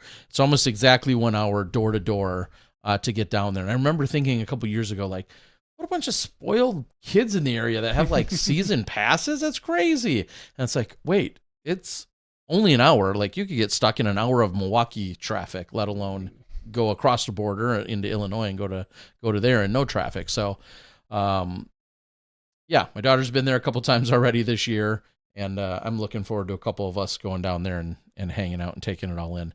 Also, I guess that begs the question is there time or opportunity to check out some of the Silver Cup action?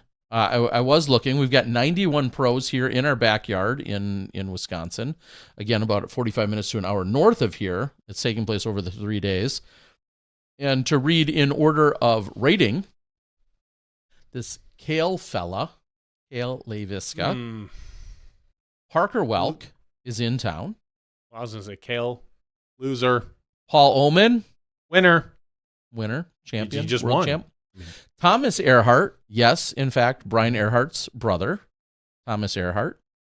Jonathan Borsick, who's a staple of Illinois, rated 1017. TJ Grobman, 1013. CJ King, and then a handful of Wisconsin guys, so on and so forth. But Kale, Parker, Oman, Earhart. It's not a bad lead card if that's what you get. Representing Minnesota, Arizona, Indiana, Illinois. So, some great guys there. So maybe we'll see how things shake out. But, yeah, that's what we're looking at here locally this weekend. And like I said, next week, off to some other country. Speaking of real IDs, I think we have to go. It might be easiest to get a real ID for my youngest, who's only 14, and she doesn't need it when she travels yet, apparently, even on the planes, which she's going to take. The passport, I think, is good enough. She doesn't have that one doesn't have her passport yet. If you go overseas, I'm saying. Just for simplicity's sake, I think let's get the real ID at this point. It just sucks because it wasn't that long ago we got her a regular ID, and I don't know how in the world I didn't think to say, let's make sure this is a real ID. Like what? In what world? The hard part might be for them is getting pieces of mail with their name on it. Like proving your residence, but maybe. But I think of they take printed a year ago. A little over a year ago, we had to get her an ID to be able to use a debit card or something like that, whatever. So we go get her ID. At that point, this is my fault. I take blame for it. But at no point the DMV person didn't. Would you like to just get a real ID? No, they don't why care. Wouldn't we have? I don't care. In and out, dude. I'm not here. I ain't here to sell you stuff. I know, but it's the same price. I'm here to do my job. Get out of line. You would think if you want less work, you would just get them the real ID the first time, so I don't have to come back in a year. That's two $20 bills, Terry Miller. Guess. Anyway, I blame myself. I'm not blaming them because I should have maybe thought about it more. But I'm still shocked they handed us an ID a year ago that at that time wasn't a real ID. Anyway. Okay. I don't know that I got a lot else. That might be it. Yeah, I'm trying to think. I don't think I'll go to Manitowoc this weekend, so I may or may not. Yep. Okay. Yeah, I don't know if there's much else going on. I bought a couple of items for a little of the video work that I'll be doing in Estonia, so I'm super excited about that. We'll see how it goes. I bought a nifty battery rig thing so I can try and get some different styles of footage, and I'll be looking forward to do that. I'm not going to have shot-by-shot post-production per se, but I am excited to experiment with a few different styles of coverage. And this maybe brings a question up. I don't know how many of our viewers are watching this and or are in tune with it, but I saw recently Birdie Productions had done some mic'd up rounds. They've done them at a couple different events, including Des Moines, for instance. The DGPT event? Yeah. Mm-hmm. Of non-lead card. There are restrictions. Okay. I didn't realize the restrictions freed up on even non-lead cards. Yeah, there certainly are. Some in terms of the style and what you can and can't capture and what it's like. As an example, one thing they also did is they did have shot-by-shot coverage of Ezra Aderhold, and then he recapped just his shots. Love it. So put them all together. How many years have I been saying you need to do that, Terry? Jaden Rye was mic'd up round one at the Des Moines Challenge, or Discmania Challenge, sorry, I get that one wrong. So on and so forth. He has clearly been playing with some of these styles. Chandler Kramer was mic'd up during round two at the Discmania Challenge. Get healthy, Chandler. Alex Kerman was mic'd up during round two. So playing into a lot of this, picking an individual and then kind of going from there. What I want to know is, as I'm looking at the views for these, the views are not spectacular. Yeah, nothing to write home about. The viewership has been low, but that also comes with the caveat of Birdie Productions' main focus is not YouTube, and he has 1.3 thousand subscribers, so 1,300 subscribers compared to lots of channels that have a lot more than that. So just right off the bat, he's a little behind the eight ball in that he hasn't built up a huge subscriber base. Phenomenal Instagram presence.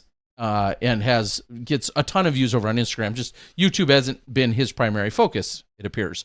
I guess my question is, should any of these views dissuade me, or lack of views dissuade me from trying anything of a similar format? Because I'm asking is, do people not like this, or is he just not getting views because he doesn't have a major following yet? It's so hard to say. You don't know until you put something like that out. Like, a decade. I've been saying literally a decade. And I understand. That's it's all manpower. We've talked about this. Yeah. Like saying how I want to see these rounds broken out by individuals, especially the winners, like the way Ezra's was. Like, and then to have them commentate on them is even a bigger bonus. Yeah, but he, again, due to limitations, he's grabbing people off of other cards. Yes. He's not allowed to film lead card and break those up. He's picking someone. Now, nothing for nothing, Lazat, I'll just use one name. I guess he's a bad example because he's already got a camera crew. But anyway, Lazat has an off round at the European Festival, round one, and he's on the 5th card. I could go follow every shot of Lazat's and or make a video of that. I'd be curious to know if that interests. And is it the shots or exclusively, or is it some of the other cooler content and angles and I think what would be interesting is you pick beforehand. You pick a player. I'm gonna film every one of their shots for the whole tournament, or just the whole round. Just the round. Okay, like somebody on the fourth card, the third card, whatever you want to pick. Wherever I have access to someone. Parker Welk, we'll just say. Sure. And then you get Parker Welk to commentate on it. Yeah. Good and bad. This was really tough for me. I did this, or I was really excited at this point, and you just ride the flow. And what you need to do is you need to come up with a clever name for it. Inside the mind of, a round or whatever. I'm not good at that crap. That's ChatGPT's for these days. And then you pick a different person each round. And that's essentially what Birdie Pro has done. I don't think I would want 3 rounds of one person like Parker Welk. Sure. You do, and maybe you catch lightning in a bottle in one round. You get someone who's in the top 2 or 3 if you're lucky, because they started on a random card. Pick a good player who's not on coverage the first round. And the second round, but you have to have an agreement with them. Like, hey, I'm going to quickly edit this together. You have your own, whatever templates you have, and it's only 1 card coverage, so the editing should go relatively fast for you. And you say, hey, can you come over at 7:30 and we're going to commentate on this. We're going to talk about your round.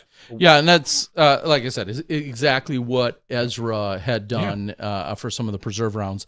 I'm also under the impression that that's not necessarily even fully allowed either. So I need to read some of the fine print as to what media credentials are and aren't allowed to do. Learn something new. Yeah, some of that, is flat out not allowed. So there's a different challenge there. That's another story for another day. Okay. I mean, I would be willing to wager that if you had an agreement with the Pro Tour to say, hey, I'm going to put this on my YouTube page, but maybe you get access to it on the Disc Golf Network as well. We can put it up there. Maybe there's an agreement there, especially if it's like, again, this is something unique, similar to, I would say, the Corey Merle on tour stuff. Maybe not to clearly that quality. Corey has some very, very good skills at what he does, but it is definitely something unique. Like, hey, we're going to pick a random pro. We're going to go through your round. And it's kind of like a practice round, but in hindsight. Kind of like a practice round in that it's a full-blown regular round. Regular round, yeah. But I mean, I'm saying, like, the way they usually have they usually have 2 people on their practice rounds going through talking about the holes. You could do that. I would hope to get more out of them as far as their emotions, what they were thinking, at what point. Yeah, because even that, it's, if I'm a single camera operator in this situation, there's just a very different mindset as to whether or not you're following the actual shots and you care about where those go and the result of said shots, or are you trying to tell a different story that gives you emotions and those types of things. Like, it's just a completely different mindset in terms of what you're trying to capture. Yeah, you try to balance that, where you guess what, some shots you're not gonna be able to follow that disc, because and so they throw and you focus on the player and their emotions. Maybe some shots where there's we have a chance to get kind of most of the flight here, I'll follow them and then whip pan over to the player. You could always make a cut, you could always cut out your whip pan and then in post and show the player, here's look how disappointed he is, or look how excited he is. You get the high fives from the other card mates, or that reaction, that type of stuff, or them totally avoiding him because he's a jerk, whoever that may be. Good point. Tim Quartz says maybe a spotter cam. Yeah, I mean, if there's something people love to log into all day, every day, just watching a spotter. Like, guys, watch this. I got Tim on hole 16 at Idlewild, just running, putting up a red flag, running, putting up a green flag, and then showing that 144 times. Tim, we'll work on it. Maybe some of that retirement money can help pay for that for us. Gosh, how long before someone's like, are you effing kidding? This is what I'm watching. Did I click on this? And I'm just watching one guy run around with red and green flags. Tim, you'd have to be amusing and entertaining on literally every single flag wave. Otherwise, we're going to lose them instantly. Oh, and people hate that. Yeah, some people hate that, exactly. Because they don't want spotters that are, as the kids say, extra or doing too much. So... You know what all the kids say, apparently. I do. You hang out with a lot of kids, Terry? I'm in tune. When you got a 16 and 14-year-old, you hear some of the dumbest shit in the world, let me tell you. I hear plenty of it. I will say also this weekend kicks off, and Felix from Ace Run put it in the chat, this weekend will ultimately kick off Junior Worlds down in Emporia. So best of luck to everyone there. We can have that Sandbagger conversation next week of, wait a minute, there's a 14-year-old that's rated 10-10 that won by 12. Yeah, that's where we're at. That's how that works sometimes. So Ace Run, best of luck.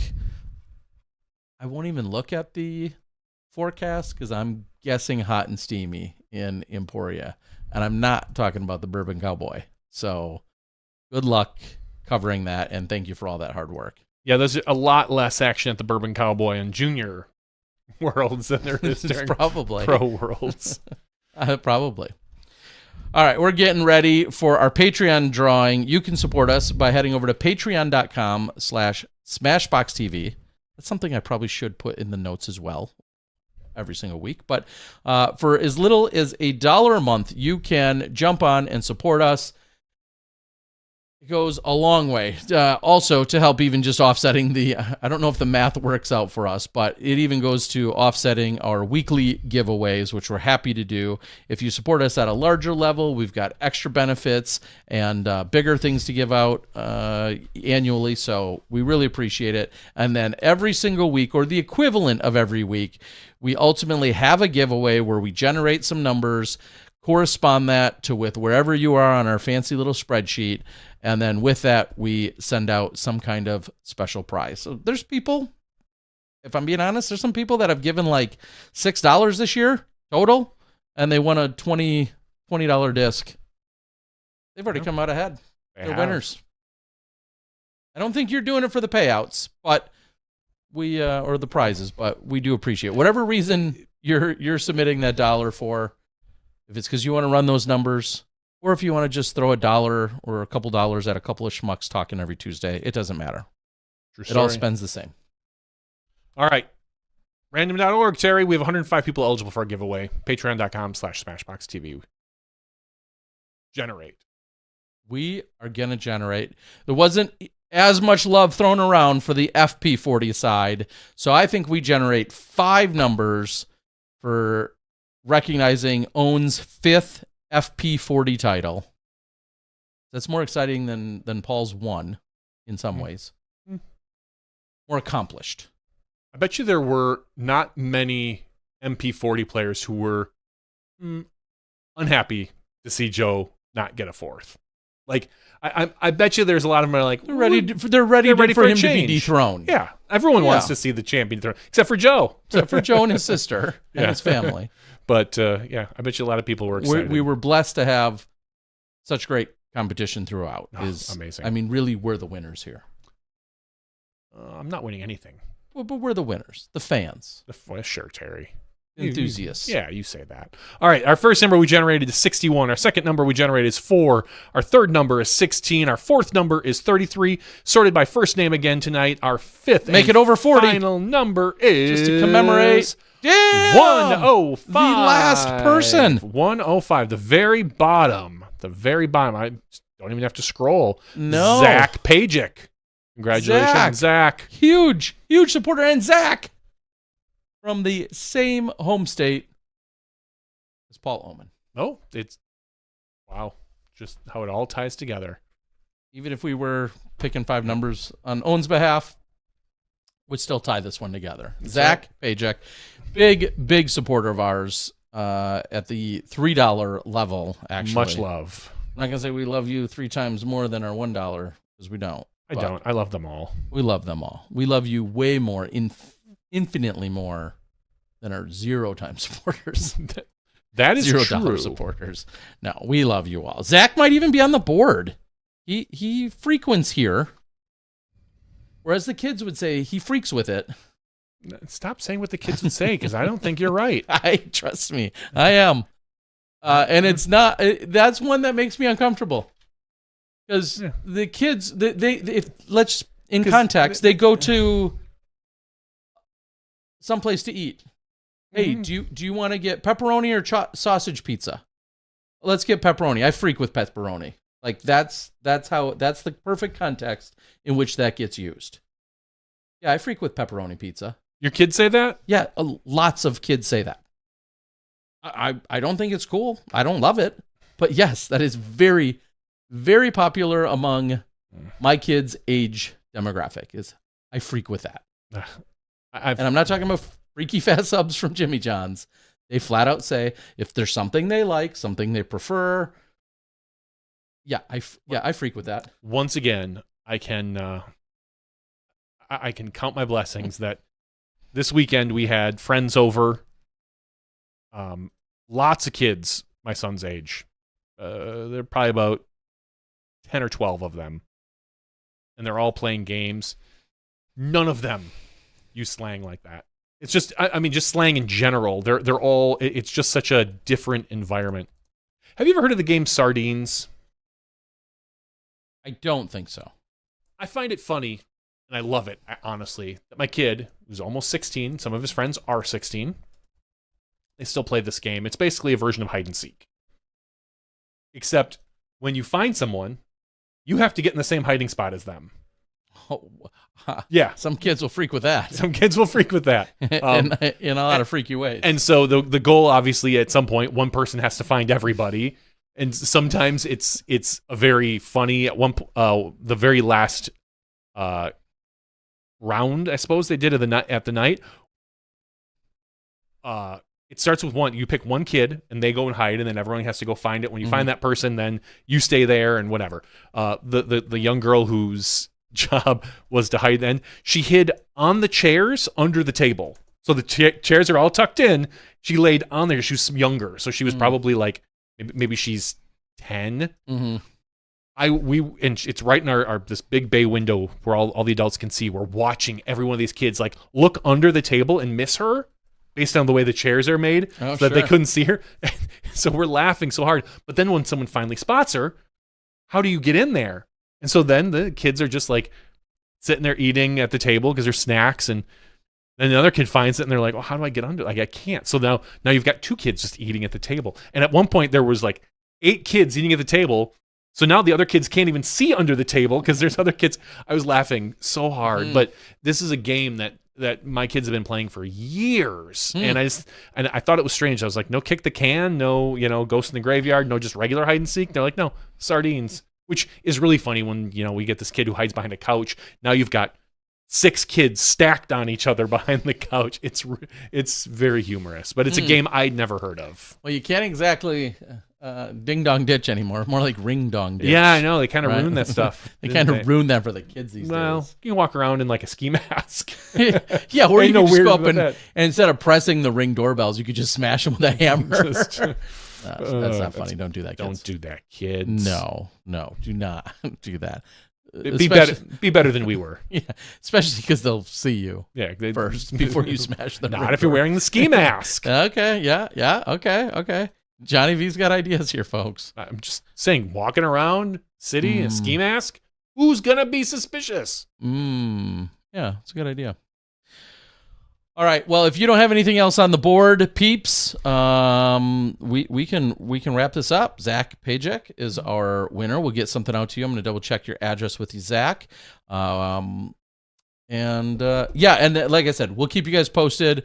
Next week's show is going to probably come to you at either a weird time or as a last moment announcement before we get it fully figured out. And more than likely, it'll be me coming from somewhere in Europe. And it might be an odd time of day, but it'll be for the sake of giving you guys some updates and checking in from another part of the world. So looking forward to that as well. Should be a good time. Reading anything? Congrats on the retirement, Tim. Yes, kick the can. Good memories. And all hail Smashbox. Well, thank you, John.